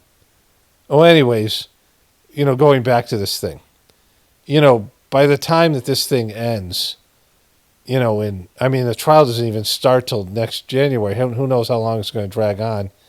All this stuff is going to be convoluted, and they're going to tear each other apart, right? The official story people, who have the authority, and they have Trump, and they have the, Zionist shills, and they have all the money, and they have all the control over the media, and then the people, and that's like, this is the battle right now, and it's going to, it's not going to be, it's about Epstein, it's about this, it's about all these things, and so, that's why they're delaying this thing, because it's dividing the fuck out of America, right? He would be on camera with the media there, and they don't want to taint the jury pool. So great. He gets to stand there like some sort of upstanding citizen in his blue button-down shirt and tie. He was all smiles, which is this his fucking lawyer? Tell me this is not his fucking lawyer. Maybe his mom. Is that his mom? I hope that's his mom. Fucking disgusting. There it is. Okay, so that's another 1% cunty there. You added an extra 1% cunt there. So now you're up to 98. You got 2% more to go, Megan. You got to go full cunty. We need more cunty from you. Hey, Megan, we need more cunty. Because I guess he's feeling joyful. He's maybe feeling like he's going to get away with it. I don't know what he's thinking. He's probably thinking he's a patsy, or he's so drugged up, or he's a fucking crisis actor. Crisis actors are known for smiling at inappropriate times. Megan, I care, but I don't care about his well-being. You don't? Okay, that's like a half. That's another 0.5% of good. You're almost at full cunty. You need just 1.5% more. Sat in the front row. The mother was crying. I'm sorry that she's sad, and I'm sorry she raised a killer. But there it is. Full cunt. We have full cunt. She's gone full cunt. Like, just fucking, it's abysmal. That's what she did. Again, I have some empathy for the parents, but not for him. Not for him whatsoever. And the parents. Like, she's such a, look at this fucking dude here. Look at this obnoxious fucking dude. For the record, did the right thing. When they recognized their son from the pictures that were released of the crime scene by the FBI within the hours after Charlie was murdered, and they recognized the picture. So let me just say this, going back to the beginning of what she's saying. Like, she's totally credible. She's saying that this case is totally credible, and she's going to recite all their bullshit evidence here, right? And I do not care at all about evidence. Evidence means absolutely nothing to me. Because the people who control the evidence are the biggest liars and have no credibility. Like, this is a loss of credibility. The stupid idea of a lone gunman, it might take place occasionally, but they roll out these CIA, whatever it is, intelligence community, Mossad type of false flag things, these stage events, and they already have everything scripted, and they always have the blame these guys, whatever they are. And so, the people who are presenting the evidence have zero credibility, and so the evidence is worth nothing. They can call something a fact. They can push through a conviction. They control the courts. They control the media. They control all this bullshit, but they're not credible. And so, when they say they have evidence, because evidence can be manufactured, I don't know what's, it's not like we're there and we get to see it. And even if we were, they can just present a bunch of things and roll out a bunch of so-called experts and say this happened, a bunch of fake witnesses. As far as I know, Charlie Kirk's still fucking alive. What do we even know? Maybe a crime hasn't even been committed yet. We don't even fucking know. Is that his fucking lawyer or his mom? Either way, Jesus Christ, bro. If that's your lawyer, holy shit. That's what you got going for you, right? And so, none of these things, there's just zero credibility. And so you can tell me you have evidence and factual bullshit. They always, the mainstream media and the government and these pieces of shit always have the so-called facts on their side. We're going to fact check you. Yeah, based in the fucking corrupt, lying pieces of shit that run the system. And so to me, that means nothing. Like I don't concern myself with the facts. This kid's going to jail or not, that doesn't have anything to do with a fair judicial system. Or he's a patsy or he's an actor. And we don't even know what's going to happen or what's happening. You're never going to know. It's silly to even think about it. But, someone like Megyn Kelly thinking, well, I'm on the side of justice. What the fuck are you talking about, right? Of the gun that the FBI released. And the gun that couldn't possibly have... You mean the magic bullet that Charlie stopped with his Superman-like bones? Contacted him. They were the ones who identified their own son as having been the person in the photos and that having been the gun that his grandfather gave to him. The one that can't possibly have been used in the shooting. That gun, you mean? Cunt, right? They contacted their son asking 100% where he was. They eventually figured out that it was him. He reportedly confessed to his parents, who then brought in a family friend. Okay, reportedly. Like, it's, none of this stuff means anything, right? People lie and the government makes up shit. Like, it's just silly. It's silly that you're backing this story. Both a pastor and connected with law enforcement to convince Tyler Robinson to turn himself in, which is what happened. That's how this went down. That's why, among other reasons, he was arrested. His fingerprints were all over the gun. The gun that couldn't possibly be used. Or reportedly over, I can't remember if it was the ammo, in addition to the doors leading to the rooftop. The 30-06, right? The thing that would obliterate Charlie Kirk's head. Etc. And in addition to confessing to his parents, he confessed to his trans furry lover in text messages that, I grant you, sound odd. They sound a little pre-scripted. But that does not lead sane people. Yeah, they sound like something the FBI would write, and and none of this stuff is really evidence, right? The gun is fucking horseshit. We all know this, right? And it doesn't matter. The evidence doesn't mean shit, like I said.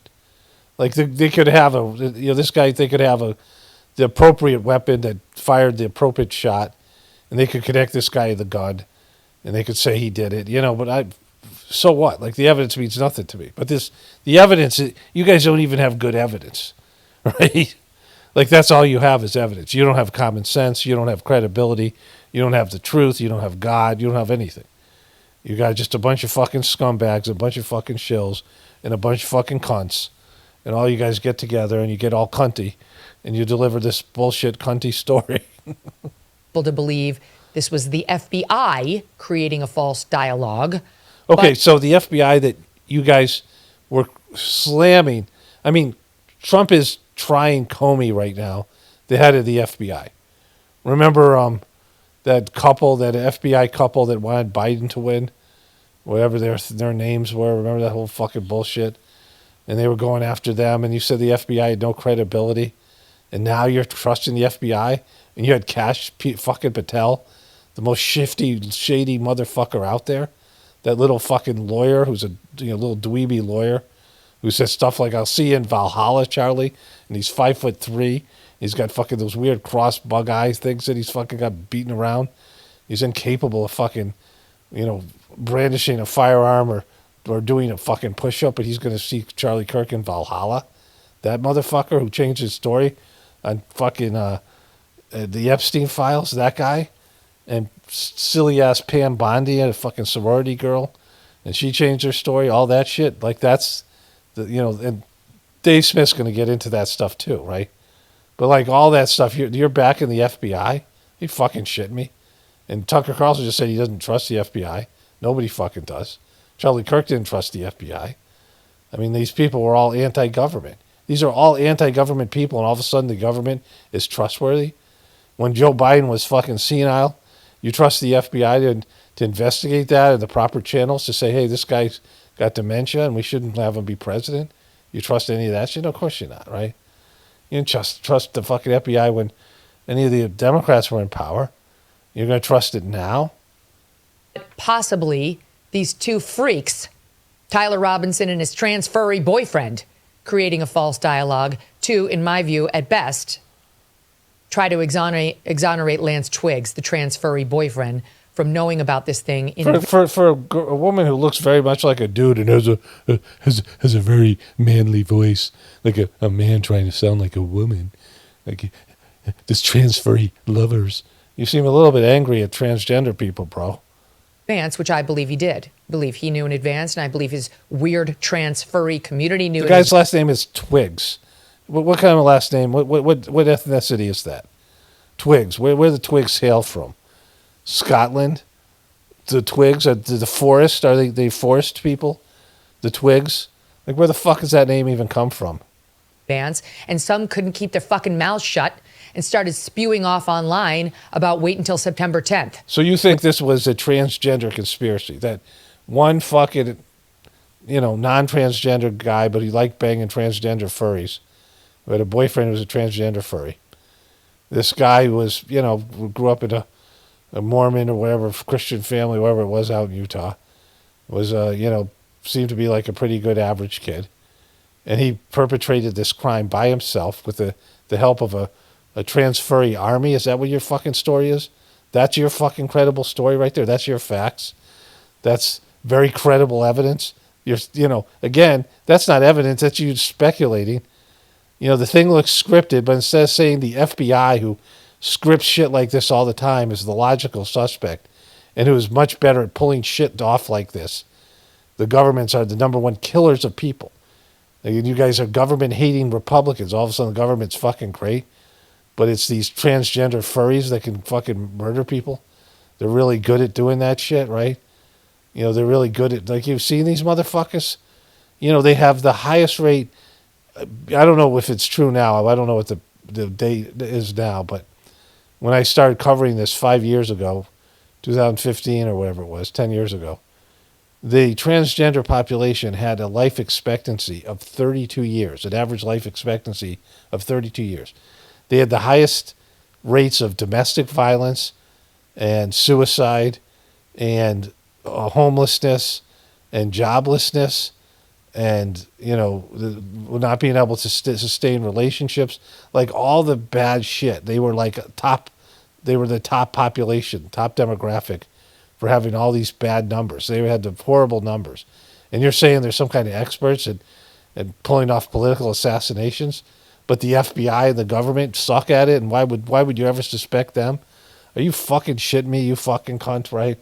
Like, yeah, go full cunty. Like, that's full cunty. So then she brings in Dave Smith, who, and I think she goes on, that's all I could take of this. But she brings in Dave Smith, and they get into, like, how, like, they all suffered, the Dave Smith talks about how this was a crime on, let's see. I don't know, is like my own weird way of grappling with the inevitability or the permanence of death or something like that. He said he was waiting for Charlie to comment on all this stuff, right? But I totally agree with everything you said there. I would just, I would. So he says that, like, this is really, this is very skilled. I'm very impressed with the way that he pulled this off. Because he comes on to her show and he just, in a very sweet, oh yeah, we're cool, me and you are cool, Megan, and he just calls her out for being cunty, like, in every possible way here. That, look, the presumption of innocence isn't just a principle. It is the foundational principle of Western civilization. It's the without it, there is no liberty. Like you could write the most perfect constitution ever, but if the government can accuse you of something and you're presumed guilty, you don't have 1 inch of liberty. And I'm not sure if she says it here, and I think she said it. One of these people said it. I think what she ended up saying. I should have played that a little bit longer, but she gets into how I just it was just too cunty. But she was getting into how she's an expert on criminal justice, and all the people picking apart these narratives are full of shit because she's covered this for years. And of course, the FBI doesn't update their evidence and the things that they've been selling you. They put out initial things, whatever it is, and then they pull back, and then they protect their case until it's unveiled in front of the jury and all this bullshit, right? Which is silly because it helps them to get the information out to the public. It helps them to poison the jury pool if they want a conviction. That's what's good for them. It's good for them to leak information. But she was saying that this is rock solid, what they have, but she presented nothing that was quality evidence.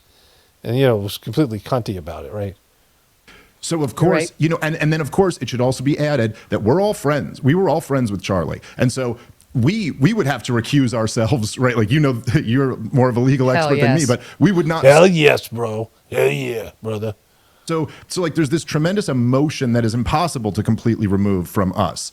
And then of course, now this is not a legal argument, but the crime of murdering Charlie Kirk is so much more than just the crime of murder.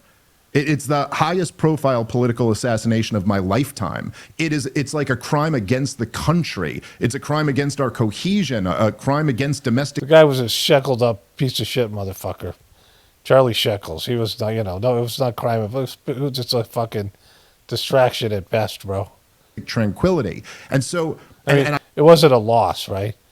Like, there's lots of people who die every day, and probably all the people who die that day, Charlie Kirk was one of the most parasitic piece of shit who was, sponsoring a genocide and all the shit that he was doing. I also think, I don't know if there's a legal way that can be accounted for, but that's part of the reason why you need to have cameras. You need this to be the most transparent trial, because it really is almost in some way like a matter of national security. And then, I think your point is really well taken that, look, people jump to conclusions off of little things that seem odd to them. But even like you said, like the text messages. Yeah, but it's odd that there would be the premise that it's this. You look at this kid, you're like, this kid didn't do it. You just look at the fucking kid, right? Like, whatever they throw at you, whatever bullshit they throw at you, he didn't fucking do it, right? Yes, that seemed odd to me too, but it always to me seemed like the obvious answer was what you said. It was like out of Breaking Bad, there's that scene where Walter White calls his wife in front of the cops, and he's intentionally trying to get her off of the hook, right? And so there's just people connect dots sometimes when they shouldn't be connected, and of course we're going to have to wait till this trial before we get his defense and the prosecution's case. I would say though that the other factor here is just that, this Justice Department lost all credibility over the Epstein thing. And, and I've said this before the Epstein thing. These people have lost all credibility. For years. They've never had it, really. These people are just lying, and it's not just, it's every fucking buddy. Human beings don't have credibility. Human beings, even if they think they're telling the truth or they believe what they're saying is the truth, are warped. It's what I said in the beginning. You have a warped lens. So if you don't see reality, you can't see the truth. How are you going to tell the truth? How are you going to know the truth? You can't. Because you have a warped lens, especially if you're warped to the left, right, Democrat, Republican, any of these number of groups you put into, all this bullshit, all this superficial shit, right? Peripheral stuff. The truth is within you. You seek the truth within, the divinity within you. And then you can see the truth outside of yourself. And it doesn't even matter because it's unimportant to you. You realize it's all just an illusion and you have your purpose and you have to just not get sucked into all the bullshit, right? But his point here, of what he's saying to her, this undermines everything she was saying because, she's saying they have a credible case. There's just, I know. there's just like no way to undo that. I'm sorry. This is like, it's like, You're right. it's like catching your spouse cheating on you. That's it. Like, you lost trust, man. The trust has not been rebuilt. I mean, What do you mean rebuilt? It's never going to be rebuilt. I've never seen an issue mishandled more by any administration ever. I don't think Joe Biden's senility was handled worse than this. I mean, but between Pam Bondi having that stunt where she gave all these right-wing influencers the Epstein files, saying they're sitting on her desk, turning around, then them trying to tell you it was a Democratic hoax and it never existed, then Mike Johnson saying it's a threat to our entire political order if we release the files, then Trump turning around and releasing the files that he just said didn't exist and were a Democratic hoax. And so after that, we're in and this I think really is something like central to the state of where the United States of America is today. There is no more trust in institutions, and there are bad aspects to that. But also, that distrust was earned by the institutions themselves. It's a very important point. I mean, just today and this week in the news, two of the biggest headlines are 10 children died immediately after getting the COVID vaccine, which we were told was safe for children, and many schools. Yeah, I mean, how do you trust the COVID vaccine and all the big pharma bullshit? Like, where she's against that, like she's on the right side of that thing, and you trust the FBI and like they're all in on this. They're all pushing the same agenda. They're all fucking paid by the same people. Big pharma, Israel, these various foreign governments, China, whatever it is, right? They're all fucking shackled up, and they're all, like this is just a controlled system. And, and everybody lies about everything. Like, it's just fucking, like I said, the distorted lens. So how can you say you trust people to tell the truth when they're so fucking warped, right? And they're so cunty. They're just so fucking cunty. It's made mandatory after the FDA blessed it and pushed it. And now today there's additional news about the extent of myocarditis that this thing is causing in adults and causing adults to drop dead.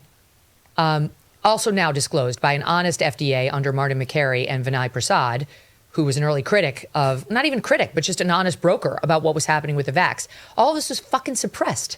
People are dying. Just so fucking suppressed. The people are dying. As a result. But you trust the official story, though, right? You trust the official story. You trust the media, trust the fucking government, trust the FBI. Totally right. The distrust in government agencies, yes, goes well into public health. And the DOJ and FBI, even now, because to your point, what was the first big action that we saw this DOJ do? It was the Epstein thing. It was Pam Bondi needing to see herself on TV, running around saying, the file's on my desk. He was disgusting. Wait until you see all the videos. We're not going to release the actual videos, but let me trust me. There have been tens of thousands of him with like child pornography. Yeah. And then, there's nothing. And then, they've just released these photos, and I'll probably get to that in some future video, next video. And the photos aren't, the Democrats released a bunch of them. They got some on Clinton, but most of them are like Trump and Trump people. No explanation. No like mea culpa, no presser, Dave. Right. Where like she fell on her sword. Why did you say credible? And why would you use the word credible in the beginning of this fucking thing? Right? It's not credible. None of the shit you said is credible, and they're not credible, right? And said, I misspoke. That was stupid. Let me tell you everything we actually do have. It never happened. We were told to move on. And it's been very tough. One silver lining, it's not the DOJ that's handling the Tyler Robinson criminal case.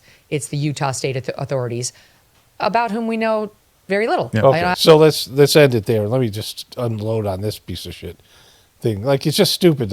It's illogical, stupid shit, right? I'm a practical person. Okay, so the first part is, you don't think that Utah could push this case forward? They have to wait till next January, and we have another month to get into January, and then tentatively the following January, 12 months from next month, 13 months from now, they might start this trial. And what the fuck is going on in Utah that they have to, what other big important fucking case do they have that they can't push this thing through and get it done by, I don't know. I mean, it's not even, it's one of the midterms, 2026, I think now, this year, it's going to be 2026, the midterms, right? So the midterms are going to even happen when this case isn't going to even fucking be decided yet. And we'll be in World War III. Like I said, you guys can't clear the books in fucking Utah. Now, Utah is one of my favorite states, right? Like, I've lived in, I don't know, probably 10 or 15 states. I'd have to name them all, I'd have to go through them. But I know there were surrounding states. And before I lived here, when I came back from India, my family and I settled in Henderson, Nevada, which is just part of Vegas, which I really enjoyed.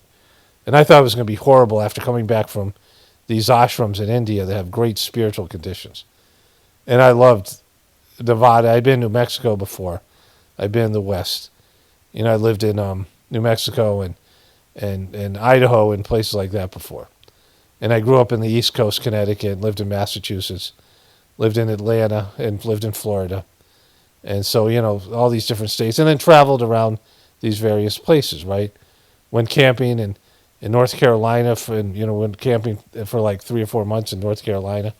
And lived there, actually, was like renting a house there for 3 months before we went camping, before we went to India, right? So I've been all over the fucking place. I've lived in all these various states, in the West Coast, the East Coast.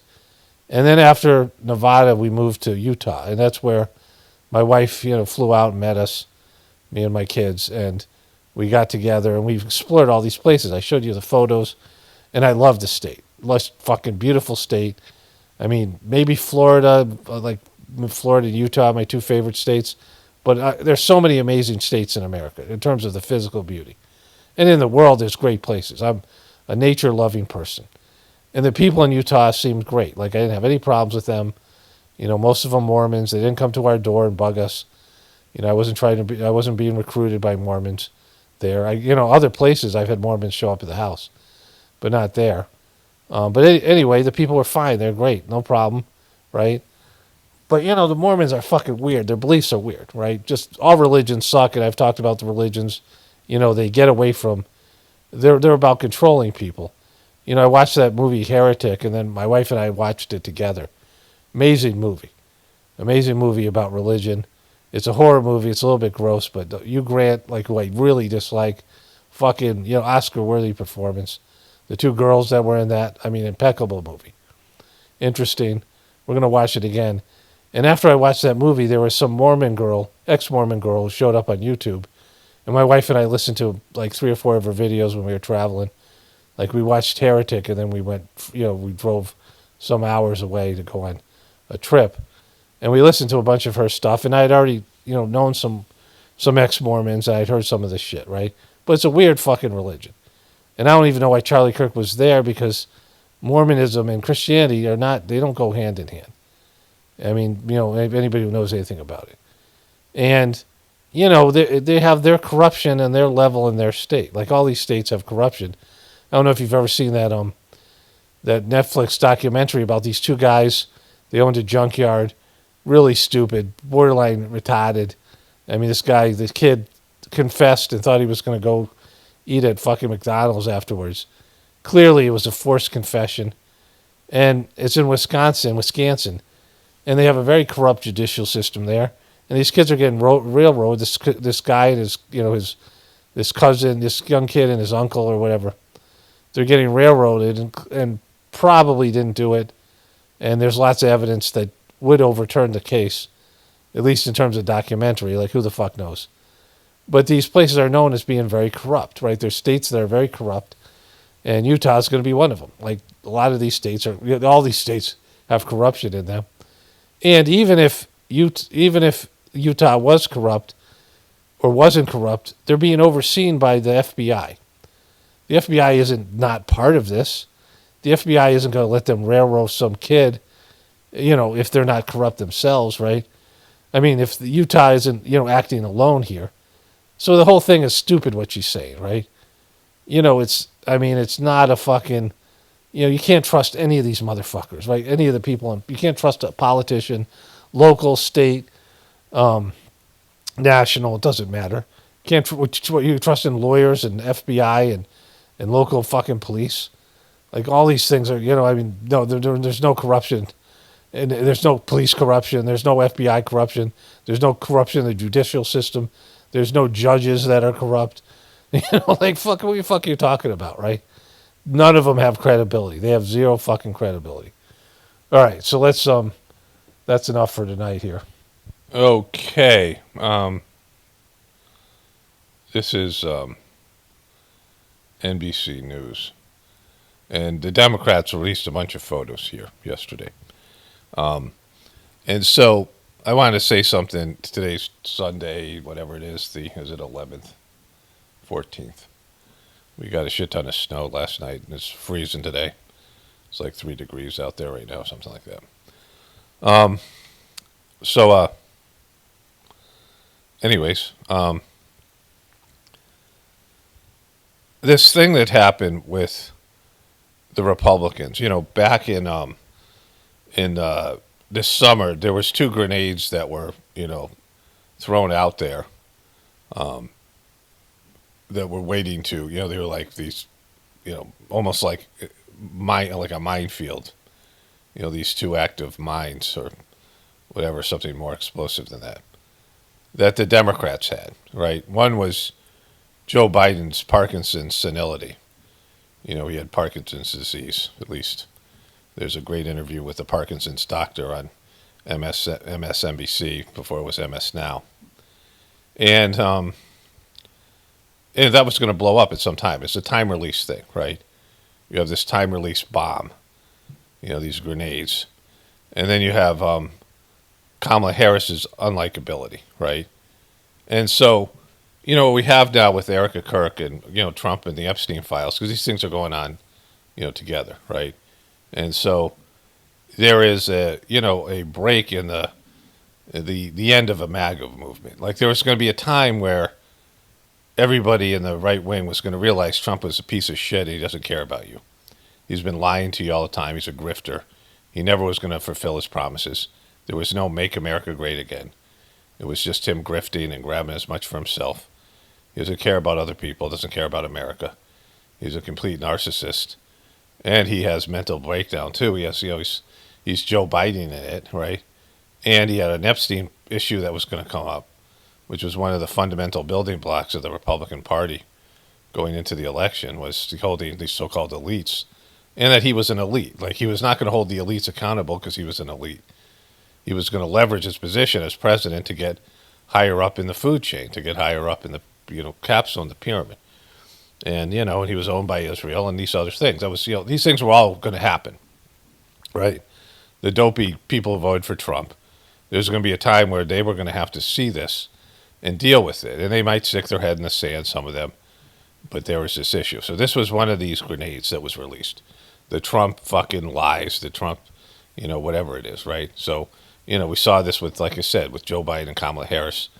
Eventually, you have these problems that you can't ignore anymore. Like the Kamala Harris problem was, they were evident when she was running for president, right? Like, they had her sitting there just being stucky and unlikable, right? Like, just in the way of younger politicians and whatever else they had. Plus, the Democrats had a Trump problem, which is they made everything about Trump, and it's a problem they still have. That they don't have any stars, they don't have any political positions. They're just, they got abortion, like they got one popular thing that, is popular with them, because Americans love to kill their fetuses, even Republicans, and, don't want to have kids. And, they have that, and they have, a few other things that Americans care about, and they have nothing else. Like, we're not Trump. We're the opposite, and Trump is no longer a choice. And so, they all have these shitty people now, J.D. Vance and these other people, Gavin Newsom, people that are unlikable. And so, they've lost, Americans are going to get lost, will lose interest in voting. Like, Americans are more and more aware that when they voted for Joe Biden, the Democrats and independents have voted for Joe Biden, that he didn't solve their problem. And that, that now when they voted for Trump again, that he didn't solve their problem. They're part of the problem. So there's more and more, people realizing that there's no political solution, right? As, America implodes. And so the other problem they have is Erica J. Kirk, who is so fucking unlikable. And they're maybe counting on her popping. But, with the Epstein files and the, MAGA movement being fractured already, And then, and everyone turning on Israel, like they didn't maybe, think that was going to happen, at least this quickly. Maybe maybe they're counting on it. Maybe it's part of their plan, but it doesn't seem that so. So they got an Israel problem, and they got an Erica Kirk problem, and they have a Turning Point problem, and they have a Donald Trump problem, all these things. And, they have a Tyler Robinson problem. They have these things that are, Americans are just like, we're not buying this bullshit anymore. And so here are the pictures of Trump. There he is with that fucking guy, the guy who owns Virgin Airlines. I'm not sure who that is. Woody Allen. There he is with Sloppy Steve Bannon, who did interviews. He was trying to turn around. There he is with Bill J. Clinton. I don't know who this young girl is. So I don't know where all those new photos are. So here he is with Alan Dershowitz. They're Harvard guys, right? There he is in his bathtub. I guess there are a lot of creepy pictures they're releasing. More with Sloppy Steve Bannon. There was a Woody Allen one again. Woody Allen's on set there. More with Woody Allen, right? Somehow that guy got away with all that shit. Anyway, so, not crazy. I mean, they're damaging, but not, anything with this guy is damaging. So let's go to Erica J. Kirk here. Okay, so this is taking place on Shabbat, Shalom, right? Not Shabbat, where she is supposed to, hear. That they are doing something to us collectively, that they are dehumanizing us. Later, we'll talk about the conspiracies that are spreading right now on those platforms. So she's saying the platforms are dehumanizing us. Of course, when you no longer have control of the media, like 60 Minutes, like CBS News used to have, these networks and, cable news networks, then you've lost any sort of credibility by young people. Like the old people, they still turn to the news. But, again, with the demonization of the conspiracies, I searched for the word conspiracy just to see what what they're saying here. About who killed your husband. What do you recommend to people sitting in this room? What are your practices to disconnect, to reconnect by disconnecting? Well, like my husband, I took all of it off my phone. Okay, so you don't know anything about this, right? You took all of it off your phone? All social media off your phone? No, I don't have it on my phone. Okay, so, that's good practice. Not if you're in the information business, not if your audience, you need to know what your audience believes. You need to know what people believe. You have to be in tune with the American people and young people. And that's social media. So you're taking social media off your phone, fine. But you have to be able to know what's going on, right? You're running a fucking company, right? You're running a fucking, a money laundering piece of shit, fake Christian company, right? Big time company that's at the forefront of all these things. You got to know what your audience thinks and what these young people think. You're supposed to be connecting with young people. They connect on social media, right? Like fucking everyone knows that, right? The team that helps run it, I really, everyone has an opinion about me. I could care less. You know what I care about? I care about what my daughter says about me. Your 3-year-old daughter? You care what she says about you? Like mommy, Like mommy's so good? Like what the fuck does she say about you? Like does she actually say shit about you? What's my daughter saying? Like, what, you got a teddy bear cam? I wonder if she's talking about me. Like, what the fuck are you talking about? Her running up into my arms and loving on me. That's what I care about. What I care about. That's what I care about. Okay, so that's fucking weird. It's just so fucking weird. Like, this is so fucking weird. She's so fucking weird. Like, your job as CEO of this company is to be in touch with what people believe. And you can't have people coming up to you and saying things to you like they're saying you are on Egyptian plains, like some game of telephone where, you sit in a circle and people whisper what they heard, and by the time you get to the end, the message is all distorted. You need to go and, you got to, she's not, social media is where the truth is, right? And, you're going on these legitimized networks like Fox and CBS and these places and these shill, people like, whatever his name is, that was the guy she did the interview with, right? And so, all these places that are compromised, and everybody knows they're compromised, like your people in your audience, right? And so, you know, like it's so bad. So, one thing I used to talk about quite a bit, I worked with years with kids who had been, sexually abused and then who had acted out sexually, it was inappropriately. Some of them were considered sex offenders, teenage sex offenders. And I worked in this, arena for a number of years. Plus my ex, claimed to be an abuse survivor who, I guess it was pretty well documented because, her parents admitted to whatever they admitted to. Her dad and her mom was emotionally and like psychologically abusive. And so, what I came to understand is that for many of these people who are like really either really physically abused or sexually abused, and the abuser was often a family member, a parent, or, uncle, something like that, that, sometimes it was like an older brother, whatever it might have been, right? Something that, when they would abuse the kid, they would, it was like a demon would come out, right? Like something that I would call demonic. That the person's face and affect would change. And this might be a person with cares, it was like a Dr. Jekyll and Mr. Hyde thing, where the person was, well-liked and charismatic, a person that was considered a nice person by many people, not all the time, but, either way, they would, when they were doing the abusive act, especially sexual abuse, it was like they were possessed by a demon, right? Their whole affect would change, their face would contort, and they would look like a different person, right?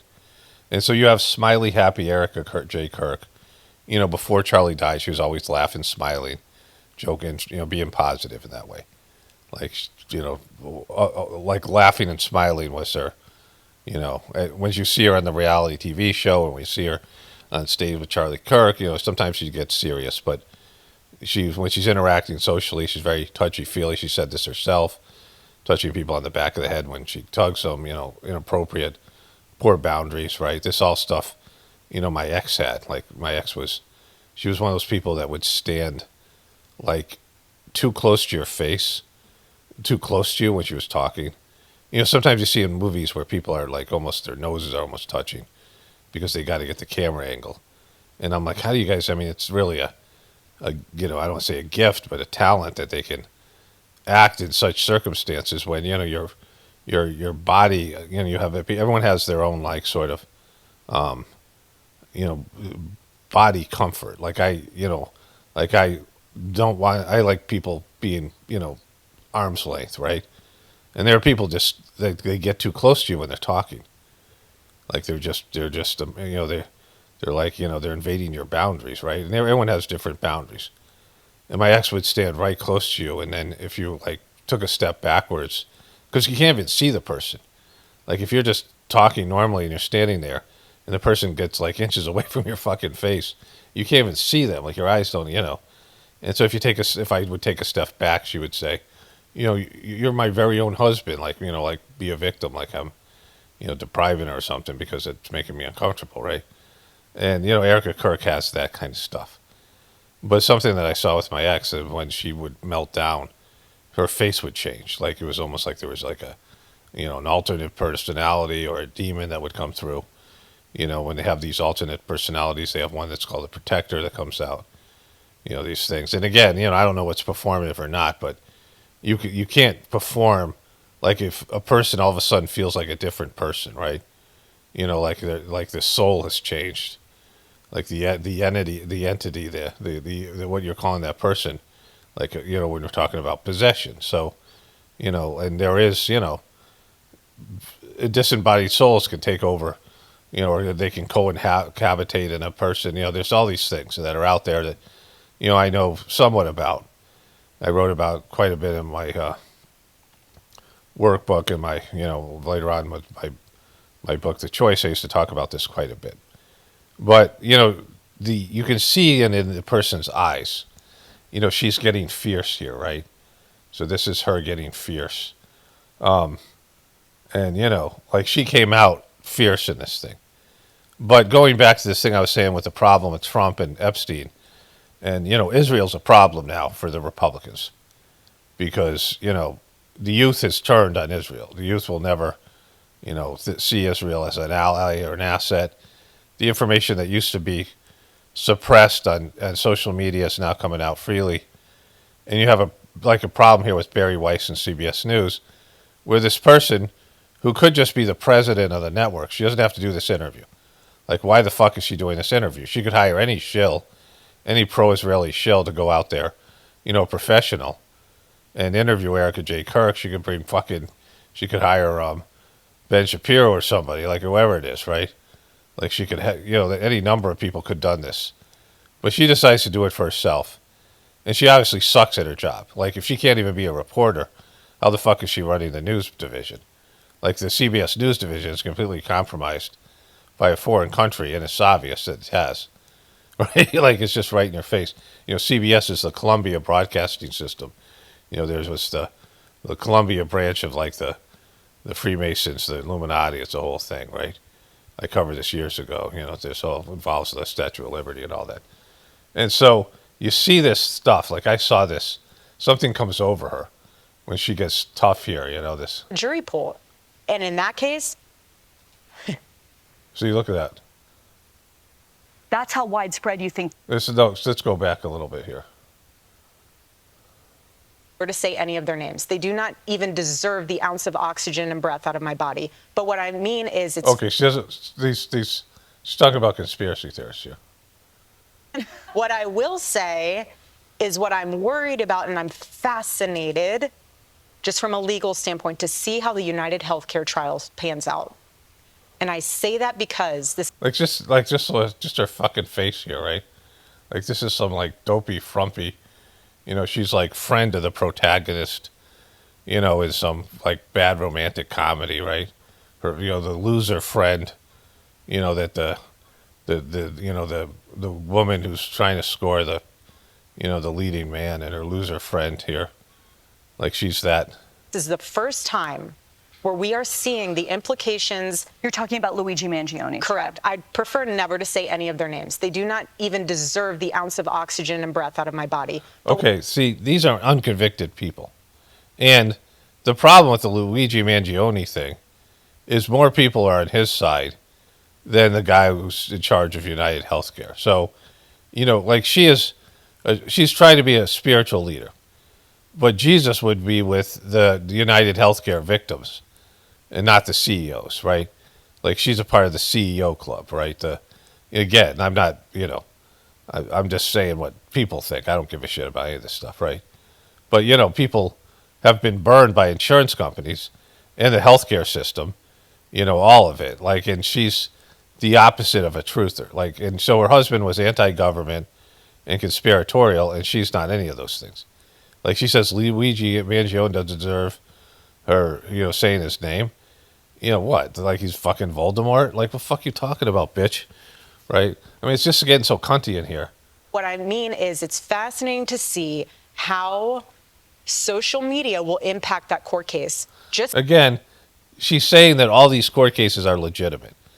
Like, so that's her point of view. Like, that's what she's saying. She's saying that every court case that we've seen, whatever the government says is the official story is correct. And she says she has total trust in the team for her husband, but she's not a part of the team for Luigi Mangione, right? She says she's not into social media. She doesn't do research, and she just assumes that kid's guilty, right? Based in, this fucking official bullshit story. And so whatever, I guess that kid's like kind of admitted to it in some ways, but the story's just, it doesn't hold water, the whole thing, right? But this is what I'm talking about. Look at that fucking demon come out. Look at that fucking demon right there. Like that fucking, It's how it might impact mine. Are you nervous he's not going to mine? get Mine? Yours? Is it yours? It's how it might impact mine. Mine. It's mine. fair trial? I'm nervous that there could be, they'll say we can't find a fair jury. Like, they're going to taint the jury pool. You mean like when you came out and said you forgive the guy and call him the murderer and killer and assassin, and Trump says he should be put to death? Like that way of tainting a jury, right? Of course they're fucking, this is all the information is going out there, and people are going to have a public opinion about it. right? They're going to taint the jury? In what way? Because there's fucking the murder weapon? And again, this isn't going to happen for another year and a half. And so don't talk about like him like he's a convicted fucking criminal and then talk about how you're going to taint the jury. Like, you know. And in that case, What? You're gonna go kill him and his family? That's how widespread you think these conspiracies have. What do you mean? In that case, what? Like she did? What in that case, right? social media will impact that court case, just how it might impact mine. Are you nervous he's not going to get a fair trial? I'm nervous that there could be, they'll say we can't find a fair jury. Like they're going to taint the jury pool. And in that case. What was, in that case, what? What were you going to say there? That's how widespread. Look, in that case, what? You're going to kill him himself? You think these conspiracies have gone? Look. Yes. That's how mainstream they become. Okay. Egyptian planes. You want to talk about Egyptian planes? Okay. I was pregnant for 90% of those trips. Mind you, Those trips are when you were on the Egyptian planes, you were pregnant for 90% of them? Because that's what you just said, Gotti. Right? Now, I think the Egyptian planes thing is stupid. And it's certainly getting away from Israel. You know, when Candace Owens, you guys who watch my videos, know that when she started to invoke the Egyptian planes and French Foreign Legion, you don't need 4 different governments. I mean, you don't need all these clunky moving parts and all these, the less is always better. Simple is always better, right? Especially with a conspiracy. The less people know that you don't want to have any more people than you need, right? And to kill a guy, what do you need? You need like one other person and a gun. Like to kill an unarmed guy. Now Charlie has a security detail. So the best thing to do is get somebody on the security team or the security team itself. That needs to be compromised. The guy who runs a security team. Like that's one way to do it. The other way is people at TPUSK have to be compromised. Knowing a person's schedule and being able to scope out the venue. Like this kid getting up on the roof and finding out where Charlie Kirk was going to appear and all these things, and getting access to a roof and finding a way and all these things, getting the gun involved and getting it up there, getting a rifle up to a roof. Like all these bullshit things and this weird story they had to concoct to make this Patsy be the, guy. It's so much easier when you have a professional team of people who do this for a fucking living and they have access to inside information. They own this bitch here, right? And they own, various people in Turning Point or whatever it might be, like, the inside people. And then they, it doesn't have to be public. Like, why make it public? Like, do you want to kill the guy or do you want to have everybody see it and make it so much more about the public and not really about him or his family or Turning Point, but make it about everybody who sees it? Make it like a JFK assassination where you see the guy getting shot. Like it's, it's so much more. I mean, everyone knows who's seen the video. It's when you watch it, you're like, oh fuck, that's and even if it's a whatever it is, some kind of holograph or something, it's powerful. Like like that's the powerful moment. And so in all those things, right? Let's get back to this here. Like you don't need all that shit. You don't need a plane. You don't need the Egyptians. You don't need to involve the French Foreign Legion. You don't need multiple fucking armies and governments. You need a team of people, and if you want to do it right, you leave some doubt, right? Like this was like, all right, this is an assassination that people saw, that's political. But if it's this one kid, it's not that. They call it assassination. But if it's one weird dude with his furry lovers, and they, what Megyn Kelly was saying, like all these transgender people come together to pull off this conspiracy. It's silly. Like it's a silly fucking whatever it is. But she's hell bent on the official story, which if Turning Point's going to be all right, everything's about the official story, and that the liberals suck. There's nothing over there. We'll check out their channel, and then of course Monday night or whatever, the rest of this video is going to be made. Up until this point, we don't have access to that because it hasn't happened yet. But at the end of this video, we're going to cover them trying to debunk all these conspiracies but you're on the wrong side of it because your audience is, doesn't believe in the official story. And so, but here she goes in these planes. All those places they said I've traveled, I've never been. I mean, I've been, but I'm not within those dates that they've. But you even said you need to address No, but this is, yeah, but I. Okay. So she's saying she was on the planes. Now, this is a problem for her already because they invited Tucker Carlson twice on their show and also to the memorial. Tucker Carlson was Charlie Kirk's mentor. And, he's got a relationship with her and the family and Turning Point, DPUS gay. And he said that the Egyptian planes is real. And as far as I know, like, again, I don't like it. I think it's a stupid thing. But as far as I know, the Egyptian planes, it's specifically about that that they were tracking her. Like, the Egyptian planes were following where she was, right? And so she wasn't on the Egyptian planes. Like, that's, no one said that, like, as far as I know. And so she's making it sound like she doesn't even understand the story here, right? I do on that one, only because from a humor standpoint. From a humor standpoint. It's the Egyptian planes are funny? Humor standpoint. I intentionally, when I was pregnant, hid. Not because I was embarrassed. Wait, you're embarrassed that you're pregnant? Why would you be embarrassed? You're a fucking Christian woman. Not because I was embarrassed? What the fuck are you talking about? Like, she says weird shit. Like, it's really cunty over there. Like, why would you be embarrassed? You're a Christian woman who's pregnant with a Christian baby and a Christian husband. Like, that's something that you'd be proud of, right? Like, you're not some liberal. What do you mean you're not because I was embarrassed? Not because I didn't want anyone. Yes, we did keep it very private. But it's because it was a Look at this. Look at very wise. moment, very sacred. I was growing a human inside of me. It's very sacred, so I hid myself. She was growing a human inside. And we know how great humans are. My baby. The world that Charlie and I live in is very toxic at times. Yeah. And when you are growing a beautiful child in you, I don't want to be around it. I don't want to be around that toxic shit, so I went and hid. I want to enjoy eating my In-N-Out burger and my hot fudge sundae. Okay, so those are breakfast of champions for a little fucking fetus. Like, that's wonderful stuff. You're stuffing in your ghoul hole. That's what I want to do. I'm pregnant and I have 9 months to own it. You really think So that's kind of food you're eating? Like, that's with all... I'm going to be on an Egyptian plane while I am wanting to be with my In-N-Out burger and my chocolate milkshake? No. No. I mean, you guys, she's trying to appeal to the average American.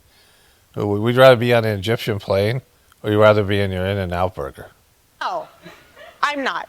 So if you want to go through my flight log, go right ahead. It's very boring. You say I was here on this date. I have a photo Well, how many times were you on the Epstein flight, Elite Express? in my phone to prove that I actually was in the hospital because I was having contractions. So game on. Game on. So let's get that one again. On an Egyptian plane while I am wanting to be with my In-N-Out burger and my chocolate milkshake? No, I'm not. So if you want to go through my flight log, go right ahead. It's very boring. You say I was here on this date. I have a photo in my phone to prove that I actually was in the hospital because I was having contractions. So game on. A smattering of applause, just bad. Like, these are shills. So they give like a golf clap. Fucking game on. Game on. So, And then she gets into Candace Owens here. I don't know how much they're going to fucking copyright this. I might, CBS sucks so bad. So, I know they might want this out. I don't know. We'll see. I'm going to, I'll know tomorrow. I'll upload a version of this, uncompleted video and see if they copyright it. And I'll make a decision about, like, if they copyright it and, they won't let me run ads, then I might just make this a donation video, this kind of thing.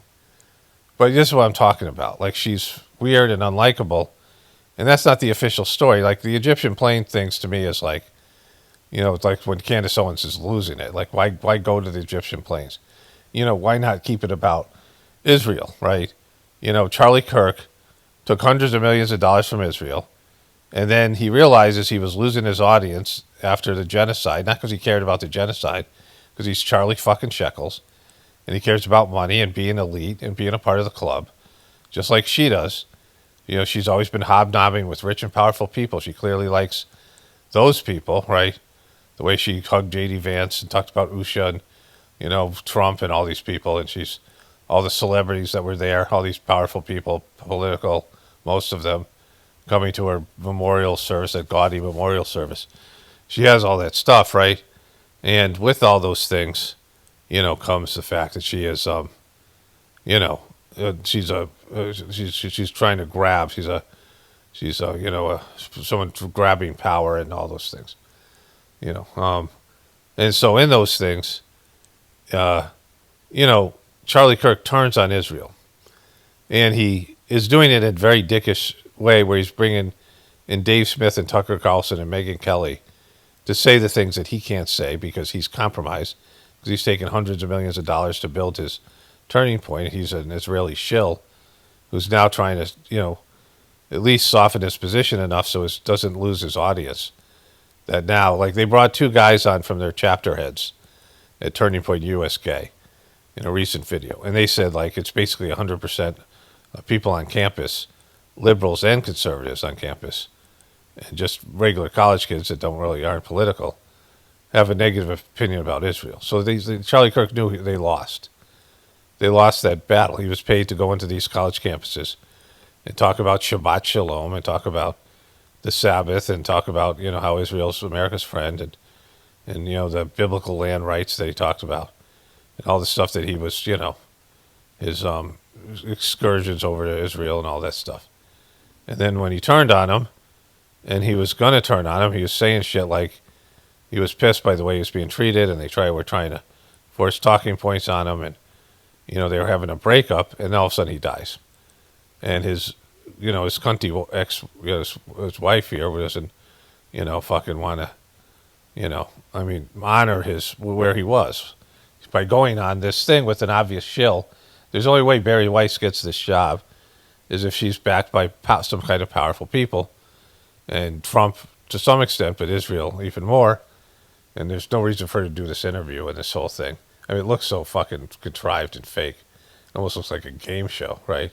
Look at all these fucking stars and stripes and this weird flag, like, it's just fucking weird. And so this is where she is. She's bowing before Israel here, and this Israeli shill, and they're working together to try to reclaim the narrative, and no one's buying it. Like, no one's buying it. That was weird what you just said. And, you know, these people don't know about the Egyptian planes. If you're trying to go and mansplain, you know, cuntsplain, you're trying to cuntsplain to all these people, you know, how they're wrong and their beliefs are wrong, and that everybody who's, you know, that you should be on the side of the corporate media and the fucking, and the genociders and the, you know, the people who are, you know, running the system, that, you know, the elites, that you should just listen to the elites and accept the official story, then you've lost that battle before it even began. Especially now with Trump, you know, completely pussing out on Epstein and being compromised by Epstein.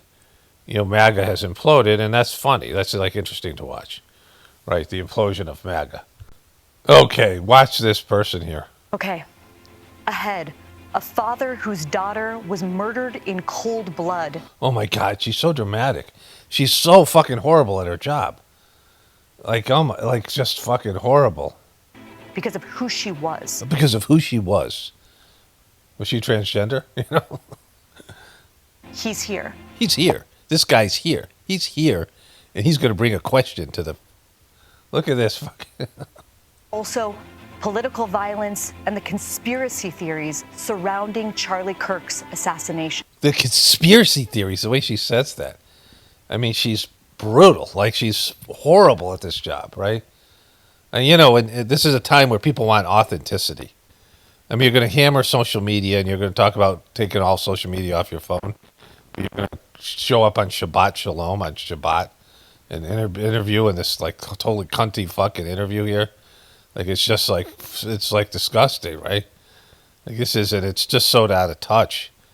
I mean, like, this is, you know, they're rolling out Erica Kirk to try to bring people back from the the edge of these conspiracies. And there's a lot of dumb fucks who, whatever. They didn't go anywhere, and they'll come and be supportive, at least some supportive comments, and maybe throw a donation our way. But they've lost their audience. Like this is bad, and going on with this woman who's connected to Israel, and the information's coming out. Like more people are hearing about this than watching the actual interview. They're hearing about it on social media, and people who are, know about whatever's going on here. They're the ones getting the views, and they're the ones who are making fun of this and mocking this and saying how this woman shouldn't have her job.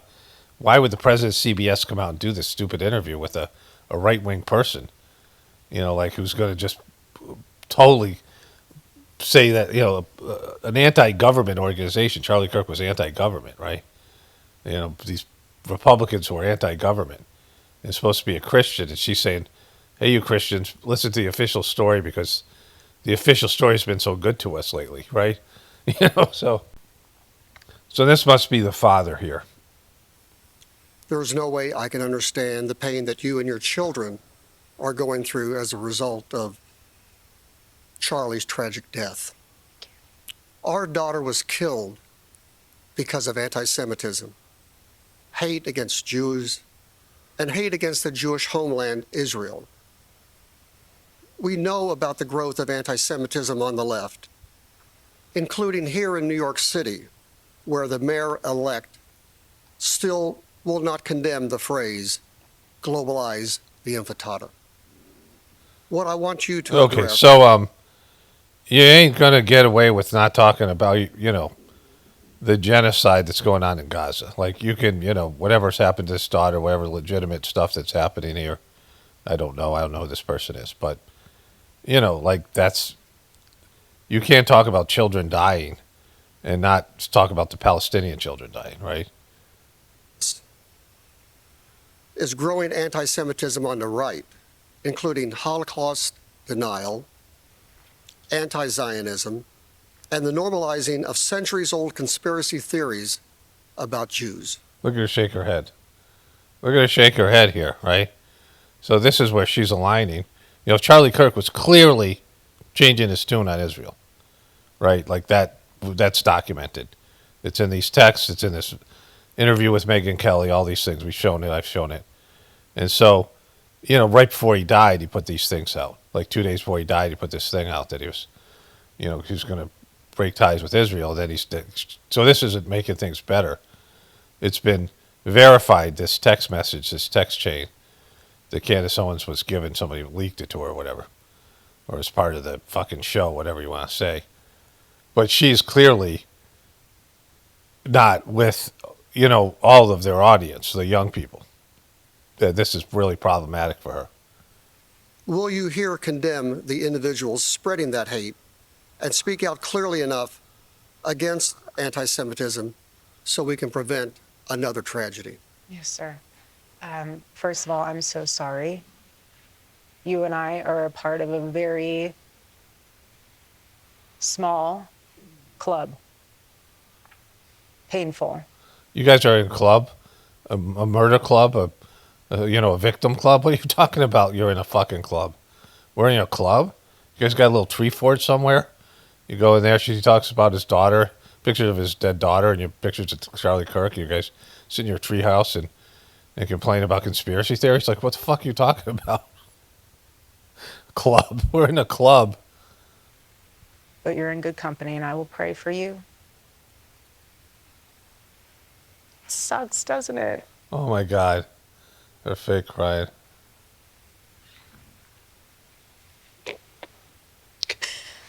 But what about condemning them?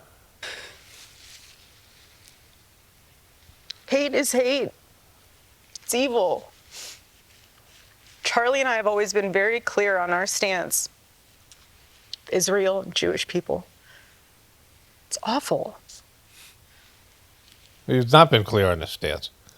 Like right before he died, he was saying he was no longer going to take money from pro-Israeli donors who would build fucking Turning Point. Awful. Anti-Semitism is what healing factor comes out of hating Jewish people? What healing factor comes out of hating Christians? What healing factor? All right, so I just, all right, let's just move on from this fucking thing. But these are the way conspiracy theories being used out there. This is the people they're bringing in. This is the fucking, just completely contrived, and not just totally getting rolled up here, right? So this is the entire interview here. So this is, I don't know. They released this morning. It's got 25,000 views. This is the comment section. Only 25,000 views. Hold the phone. When did Charlie start liking CBS and mainstream news? I didn't think I would ever see a bigger car crash interview than Prince Andrew's. No one ever said she was on the Egyptian planes. She knew these questions beforehand and still never straight up answers any of the questions. Anyone else here just read the comments? That'll be the only time everyone tunes in to listen to Barry Weiss interview, laughing my ass off. Deleting comments, y'all something else. There's 2,000 comments and this is all of them. That's wild because nobody said she was on the plane. I've never seen Erica's face more grumpy, angry, hateful, and evil. She smiled more during Charlie's funeral. 12,000 views in 4 hours. Candace is doing 125,000 per hour. The internet has spoken. Erica gives me Hunger Game vibes. We deserve better crisis actors. This is America. Better crisis actors. This is America. CBS is getting a good trashing. Barry is going to be into CBS. The comments are telling. We are waking up to propaganda. Yeah, you guys aren't going to watch CBS anyway. Like, what are you talking about? Who's going to watch CBS News that's in the comment section here? Who else came here to watch the roast comments and dislike ratio? Egyptian planes, LOL. They're really trying to squash that one. Why is this just seems weird? Answer the questions without answering the questions. Avoidance, the complete opposite of Charlie. Fakeness and gayness, senses tingling. Fakeness and gayness, senses tingling. Well, Candace didn't even have to do it. She did it all on her own. She's so fake. Why does this feel like an SNL skit? This is their thing here, right? This is fucking. I mean, you guys are getting. Do you know you're losing? Like, is this intentional? Is this part of a script? I mean, that's the only way that this makes sense. Like, how can you suck so bad? Like, how can you roll this bitch out there and not realize she's unlikable? Like, she's the right-wing Hillary. She's the right-wing Kamala. Like, she's that unlikable. She's repulsive to people. And the right-wing people don't like her. And then she's saying all the things that they don't want to hear. All the people at TPUS gay and the rest of it, right? Okay, let me just show you the beginning here. A town hall with Erica Kirk. Just a really bad picture. I mean, I don't know if she has good pictures at this point, right? Like, it's somebody that you don't like, so no matter what, you're just always going to be, like, negative towards them because of her unlikability. Good evening. I'm Barry Weiss, editor-in-chief of CBS News. So everybody who has half a brain is like, why are you in this job, right? Like I said, we don't know who does this job for any other network. Most of us, right? Most of us can't say, who's on the networks, maybe, their main anchor is. I don't even know that with CBS because, I mock CNN and MSNBC. Of course, CBS copyright, so there's that, right? But, how does she get this job? Does she look like she should be the person in charge of CBS News, right? And so then you realize, well, she's connected to Israel, and then there's a problem already with that because of the youth, Like, this isn't going to make the youth turn around. It's going to just make them more angry at Israel and this shilling that they're doing. And I want to thank you so much for joining us tonight. Let me tell you why we're here. Okay, why are we here, Barry? If you're watching this or you're sitting here in this room with me, you know what I know, which is that we live in a very divided country. Yeah, and this isn't going to do less to divide. Like, what do you think's going to happen? That all the people that hate Erica Kirk and hate Israel and all these things, all this hate and all this stuff that's going on, that you guys are somehow going to appeal to those people? I mean, if they don't hate you, if they just have a problem with it, right? Where they have a problem with these groups, they have a problem with Erica Kirk, you think this is going to make it better? Like, what, are you fucking on a crack? Like, this is just totally going to be more divisive, A country where many people feel that they can't speak across the political divide. Sometimes they feel they can't even speak across their own kitchen table. Oh my God, Barry, it's so moving with your expressions and I mean, she just sucks so bad at it, right?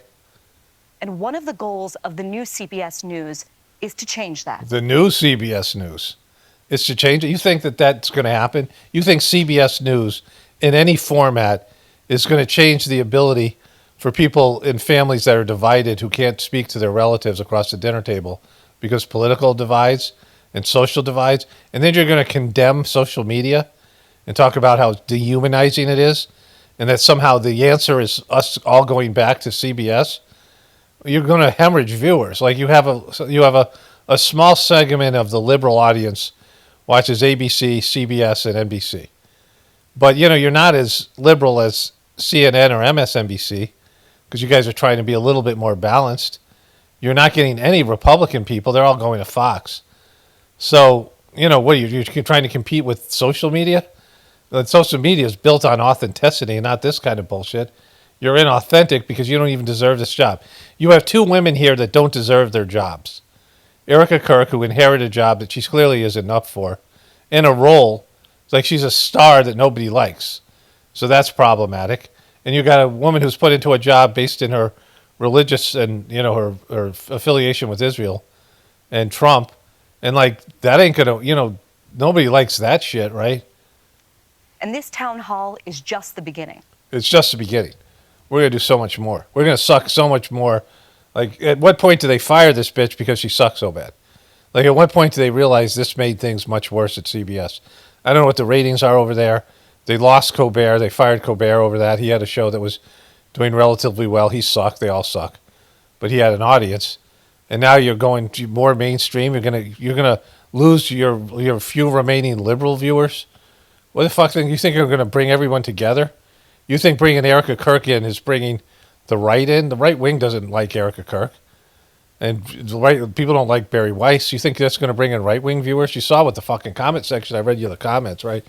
It's so bad. So many people in America now.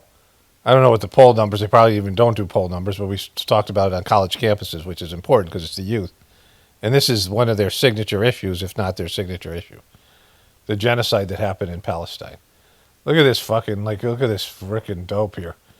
And so this guy says anti-Semitism 6 times, and anti-Zionism once. Right? So this is what Barry Weiss is bringing. She brought this guy in, because this is her job. And, this is not going to float. If you're trying to bring people into this thing, right? Okay, so I don't have time you'll see in a second, she's snotting here, right? Now extinguished in this world. But we are living in enemy-occupied territory. You mean like the Palestinians are? Is that what, kind of like the Palestinians? Enemy acts. She's talking about the devil. Look at her snot. She's got snot coming out of her nose. So, And every single there day. it is. Boom. It's just fucking gross. We need to guard ourselves, guard our minds, guard our heart. And the best way to do that is reading God's word. God's word. You cannot separate the Old Testament from the New Testament. That's why they call one the Old Testament, one the New Testament. They're literally separated. That's why you can't. You totally can't. See, this is a problem here. One of the brilliant teachings of the Sajmarg meditation that I do is Buddha wasn't a Buddhist and Christ wasn't a Christian. They were religious, and Christ wasn't a Jew. That's the other part of that, right? They transcended their religion. Buddha was born a Hindu, and they became a spiritual person, and then they formed a different religion, new religion called Buddhism. But he was never a Buddhist. He started off as a Hindu, and then he became something else. Jesus started off as a Jew. He became spiritual. Then he died, and they made Christianity. And so the spirituality part is when you're not affiliated with any religion, and you're connecting to divinity within you, but you recognize all the movements that happened before because they're all connected. Buddha's connected to Christ, and Christ is connected to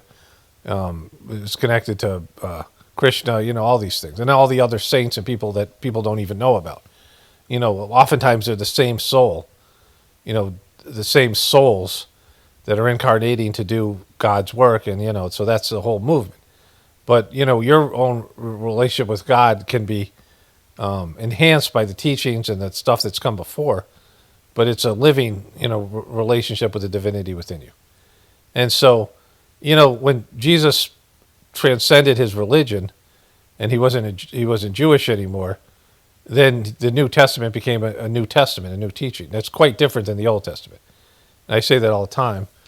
And so this guy's going to ask a question here now. Let's see if we get to that part here. Is there anything specific that Turning Point can do to combat anti-Semitism? Yeah, so we're all of our college campus and high school campuses, we have these conversations. Or you have conversations. That's going to fucking do it. You think conversations are going to turn the tide? And a lot of it isn't anti-Semitism. What they're really upset about is Americans don't want to give money to Israel anymore. Americans don't want to be allied with Israel, younger ones specifically. Like they've lost that battle. That's why Charlie Shekels was getting his shekels, right?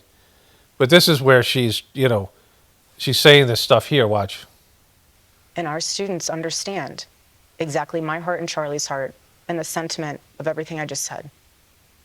We have Shabbat dinner happening. Okay, so Charlie was turning on Israel, and people know it. And so you're fucked. Like, young people know it. People, TPUS gay people know it. That stuff was the stuff Candace Owens should have been focused on throughout this process. She's chasing these Egyptian planes around, these other goofy things.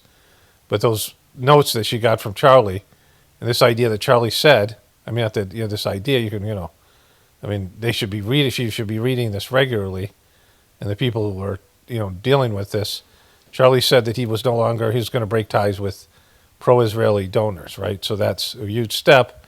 And she's disavowing what Charlie was stood for. And she's going on this network.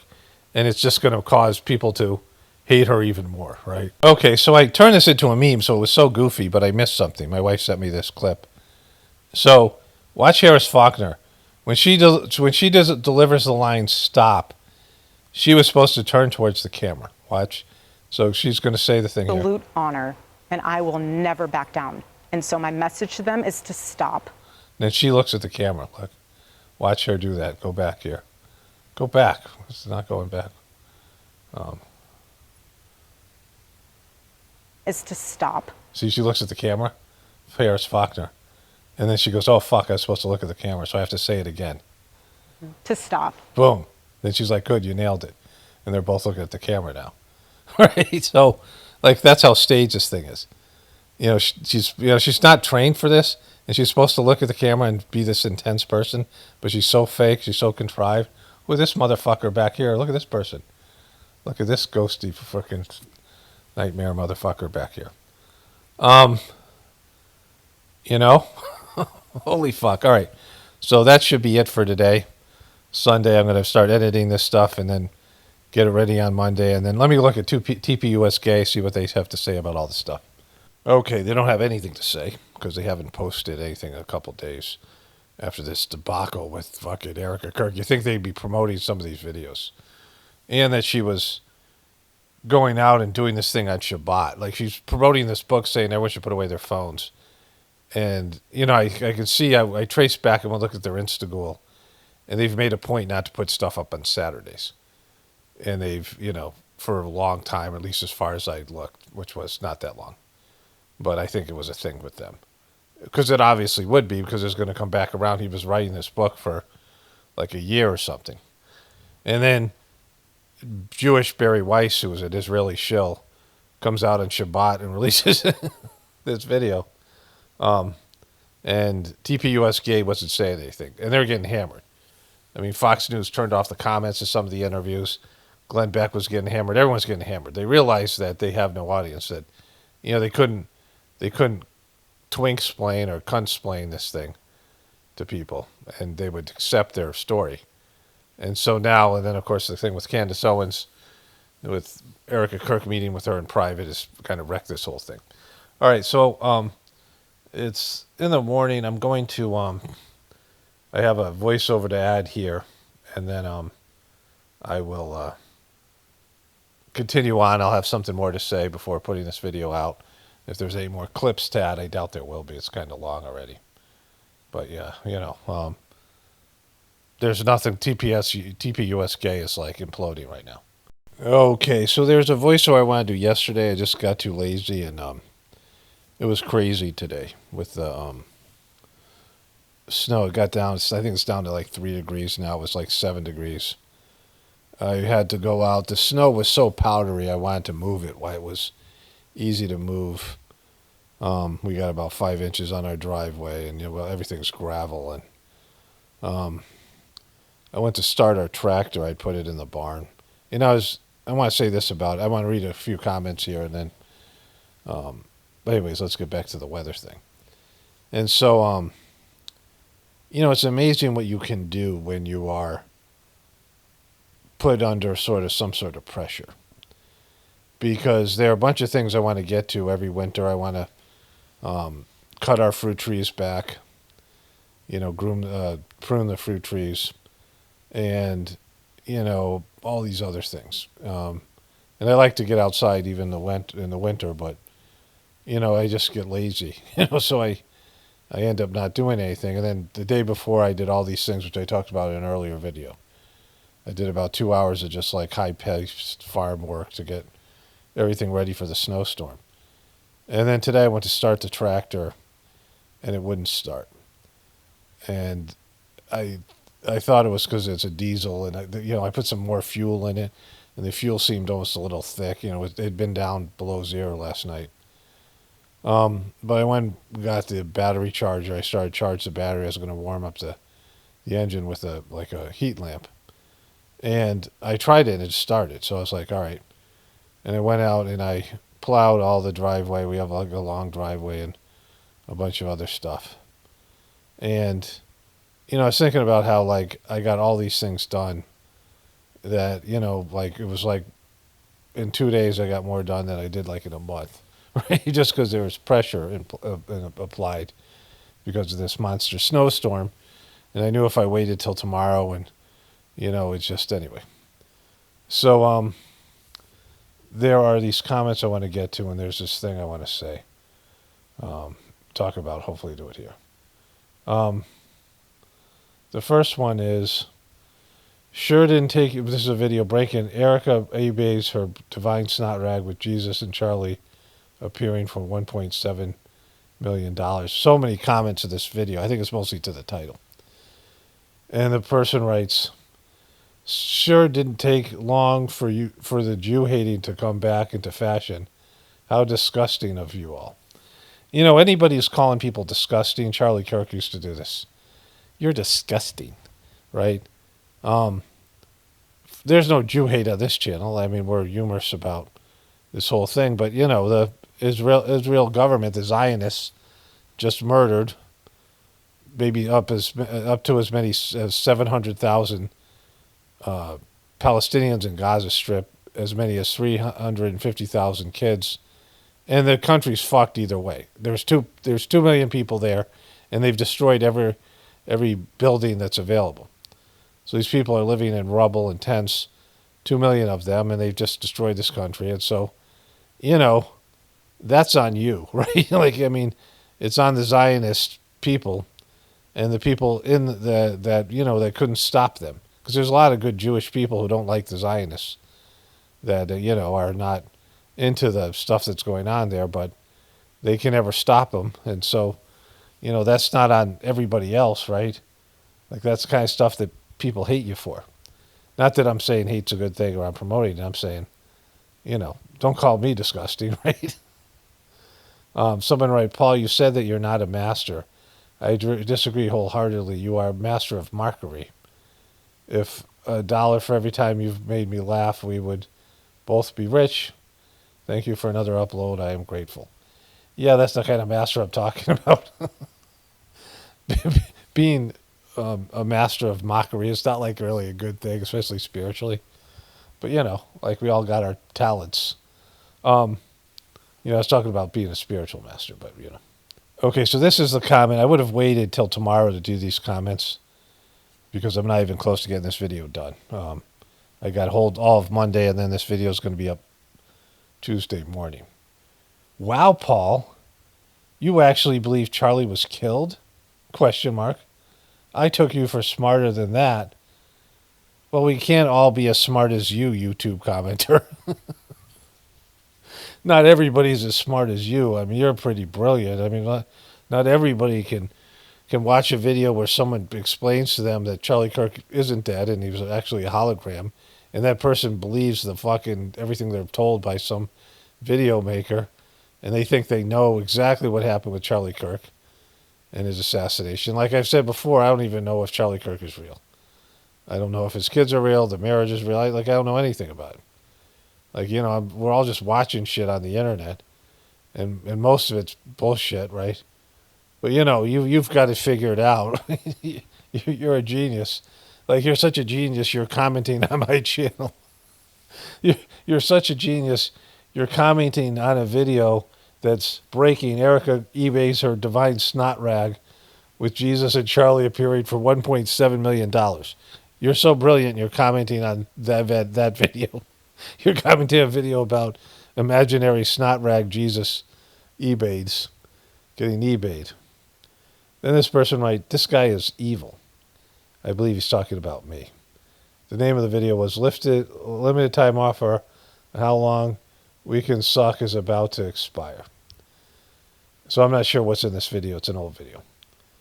Limited time offer on how long we can suck is about to expire, meaning our time is up as a nation or a, system. This guy is evil. We go to God for comfort. Nobody expects to handle things. You are working against Jesus. The fuck are you talking about?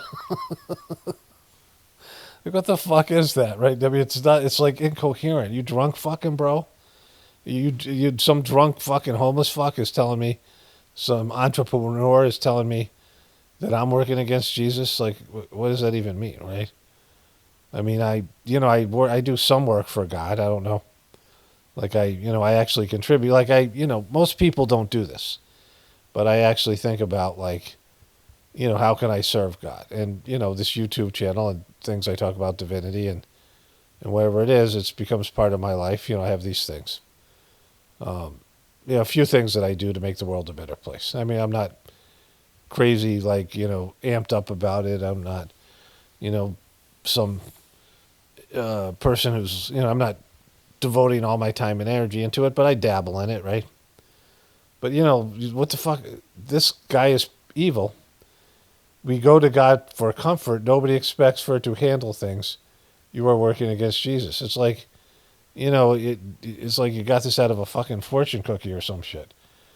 But anyways, I wanted to talk about this thing about spirituality and, I get these coincidences, not coincidences. Okay, so I have a few more comments and I'm going to leave this open to see if anything happens tonight. This will be open all day, I'll continue this voiceover. But I had some comments I wanted to get to. The first one, the person says, wolf in sheep clothing. There's a caution sign. It is like an exclamation point on a yellow triangle. And this wolf, it says it's a exclamation point symbol, wolf in sheep's clothing, and another exclamation. So they're warning you against me. She doesn't celebrate the Sabbath because she's Christian, but the heifer was just Catholic last week. Oh, this is about Candace Owens, not me. She didn't celebrate the Sabbath because she's Christian, the question mark and exclamation point. But the heifer was just Catholic last week. No, she doesn't honor the Sabbath because she's demonic. What's heifer? Bloop. And then there's a demon. Obama did the same thing. She's leading her followers to fall away. Fall away from what? Like, I got a whole thing to do on the Bible for my next video. Then someone wrote, I hate this channel. Just randomly. Then a person wrote, your language is a turnoff. It makes you look weak and insecure. Hope you think about cleaning it up. God bless. The God bless shit, don't drop something like that and say God bless. But then this person said, since you have said it, it's okay. I know your wife tells you sometimes you spelled heaven wrong. The second one in the title, please don't get mad at me. Of course, I'm not going to get mad at you, like I've always said. So I want to compare those two comments, right? So there are a lot of comments where people are just in their own bullshit, right? They're complaining because they're prejudicial because of their own whatever it is. And those people, it has nothing to do with me. Like, some people just want to drop their shit on you. They're angry, they're upset, they're butthurt. Or, you've triggered something in them by something you said, and it's like something they should be dealing with on their own, and they just want to dump it on you. And so these are the reasons I don't, this is not something where you could I'm interested in your critique of me. And then there's things that are just opinion oriented, right? There's my take versus your take, and you think you know more than me, whatever. You think my take sucks, whatever. And then I'm not, again, it's not a conversation, and I've had 1.7 million comments. And then there's, and this is an example of this right here. I've said this, these Christians, they come in here, and, their parents weren't that worried that they're going to murder people or, any number of other worse things. But they really didn't want their kids swearing. You got these Christian kids who grew up in Christian homes, and their parents really stress swearing as being, like, awful. And it's so embedded in their minds that they lose their shit over it, right? And so your language is a turnoff to you, right? It makes you look weak and insecure. Why insecure? Why weak? Like, it's just swearing. And it's something I grew up with. It's not even like a big deal. That's your opinion. Like, this is just something that people told you, that people who swear are weak and insecure. And so I hope you'll think about clearing it up, and then the God bless. See, this is the kind of thing I'm talking about. Because there's lots of people who, this is an opinion-based kind of critique. And it's your preference, and it's narcissistic. Like, this channel isn't for you. Eventually, you're going to leave anyway if you're a Christian. I mean, most Christians will. Like the people who go to church and buy into all the Old Testament bullshit, which I'll get into during my next video, all the stuff, right? It's I got 3 things to do about that. And I'm going to start that video probably today. But, for you to think that I should change my behavior because you don't like it is a fucked up thing, right? Like, how fucked up is that? Like, either you accept that you're getting something from me, that this channel's worth watching, and the price you have to pay is that you have to listen to me swear, right? Like, that's the things that bothers you. Other people could be something else. Like, I could do something that annoys you. Like, I'm not, thinking I'm not annoying, right? Like, to some people, I'm sure, people don't like me. That's, I get that, right? Like, I'm not a big fan of people like me, my family and other people. Like, I don't hang around people like me, right? So, I get that part. I don't listen to my own channel. I'm not a fan of this channel. Like, it's not something I would listen to. I feel the energy that's there. And there's something here that, you're probably not going to get anywhere else. Assuredly, that stuff to do with spirituality and the transmission and things. And so, but either way, you have to pay for things. Like, every things in life don't always, they're not exactly like you want them, right? And sometimes it's about you changing. Like, your spouse or these other people in your life, and you wish they would change, but it's really about you changing. So, all those kind of comments, I'm not interested in any of that. That's your bullshit. You're just wasting my time, right? By posting a comment that's, you're wanting me to change because you're a little butthurt, little whatever it is, right? And then there's the things I make mistakes on that I can't change in the video. There's opinions like, you think I got something wrong because you know more than me, and that's like, again, no one needs those kind of comments. Like, it's just, you being a little, like fucking narcissistic bitch, right? I mean, the internet's filled. That's like probably the number one most frequent comment. Are people are butthurt about something, they're upset, their beliefs are questioned, they feel triggered, and they want to dump something on somebody else because they feel like a piece of shit. And so that's what I'm talking about. And then there's the things that I do make mistakes on, and I give the example that I called the actor Michael McKean Christopher Guest in a video on Full House. And I got hundreds of comments saying, no, you got it wrong. I'm like, yeah, I know, because somebody 2 years ago told me. What do you want me to fucking do, right? Do you want me to go back and remake the whole fucking video? It's like 5 years old, the video. You just happen to be seeing it now. Like, just think about it. and read the comments and see if somebody else did it before you drop it. Like, it's annoying because I can't fix it. And it was just a mistake I made that wasn't really, like, I because I thought that Michael Guestin was, Michael McKeon was Christopher Guest and whatever it was. Like, I don't even know. It was, I think it was, whatever. Like, who gives a shit? Like, it doesn't matter. I understand I made a mistake, right? So, but something where there's a misspelling in the title, and because of my dyslexia and because it's a common error, it's very helpful for me. Like, it's just, I'm not getting mad at people for, I mean, certainly, if somebody goes, hi, you can't spell, you're a dumb fuck, like, that's a little bit different, right? Then, hey, you misspelled this, or, like, whatever, like, that's helpful. Because, I mean, the title is important in terms of and people perceive it and algorithms. And so those are different things, right? There's people who want to critique your opinion, and that's one thing. There's people who want to tell you you're wrong about something you said that you can't change, and it doesn't affect, like, who gives a shit if I made a mistake that's, it wasn't like I had this, oh my God, I've been calling Christopher Guest Michael McKeon my whole life. Like, thank you, commenter, like, it was some kind of thing. It wasn't a thing. I just happened to make a mistake for whatever reason. And whatever the video was, right? The Full House video. That's not even public anymore. Anyway, so that's why I talk about this. Like, you just get, people don't think about what they're saying because, they pretend to be helpful. Like, they think they're being helpful, but they're not. They're like, just, it's some bullshit thing that it's about them and not me, and they're dumping their personal bullshit on me. All right, so I'm going to, like I said, leave this thing open, see if there's any movement about the Candace Owens and Erica Kerr thing, and, and then I'll put this video up for tomorrow. Okay, so neither Candace Owens or Erica J. Kirk are saying anything on Twitter.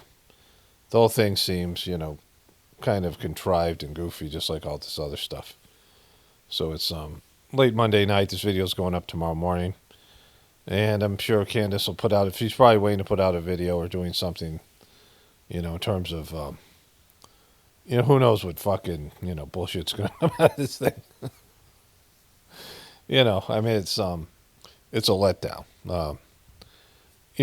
Inevitably these things always are. Like, whatever it is, there's a point where you realize, like people are realizing, or they realized 3 months ago about Jeffrey Epstein files.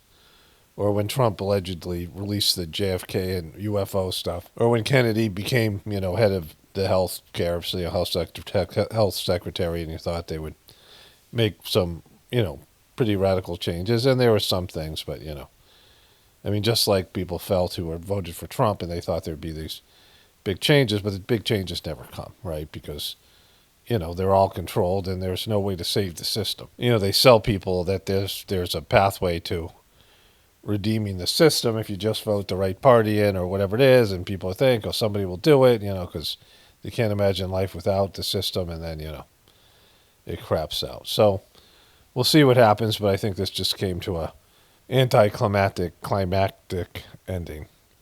Anyways, it's late here. I'm going to just wrap this one up, and we'll, there's more stuff tomorrow. Trump gave this hilarious tweet, which I'll start my next video with. I've already put some other stuff together, but, somewhere in the beginning of the video and some other stuff. There's always some fucking hilarious, crazy-ass thing happening. Only spirituality will save this world. It's Paul Romano, definitely pointing for the apocalypse and the ascension. Everyone have a blessed day and be grateful.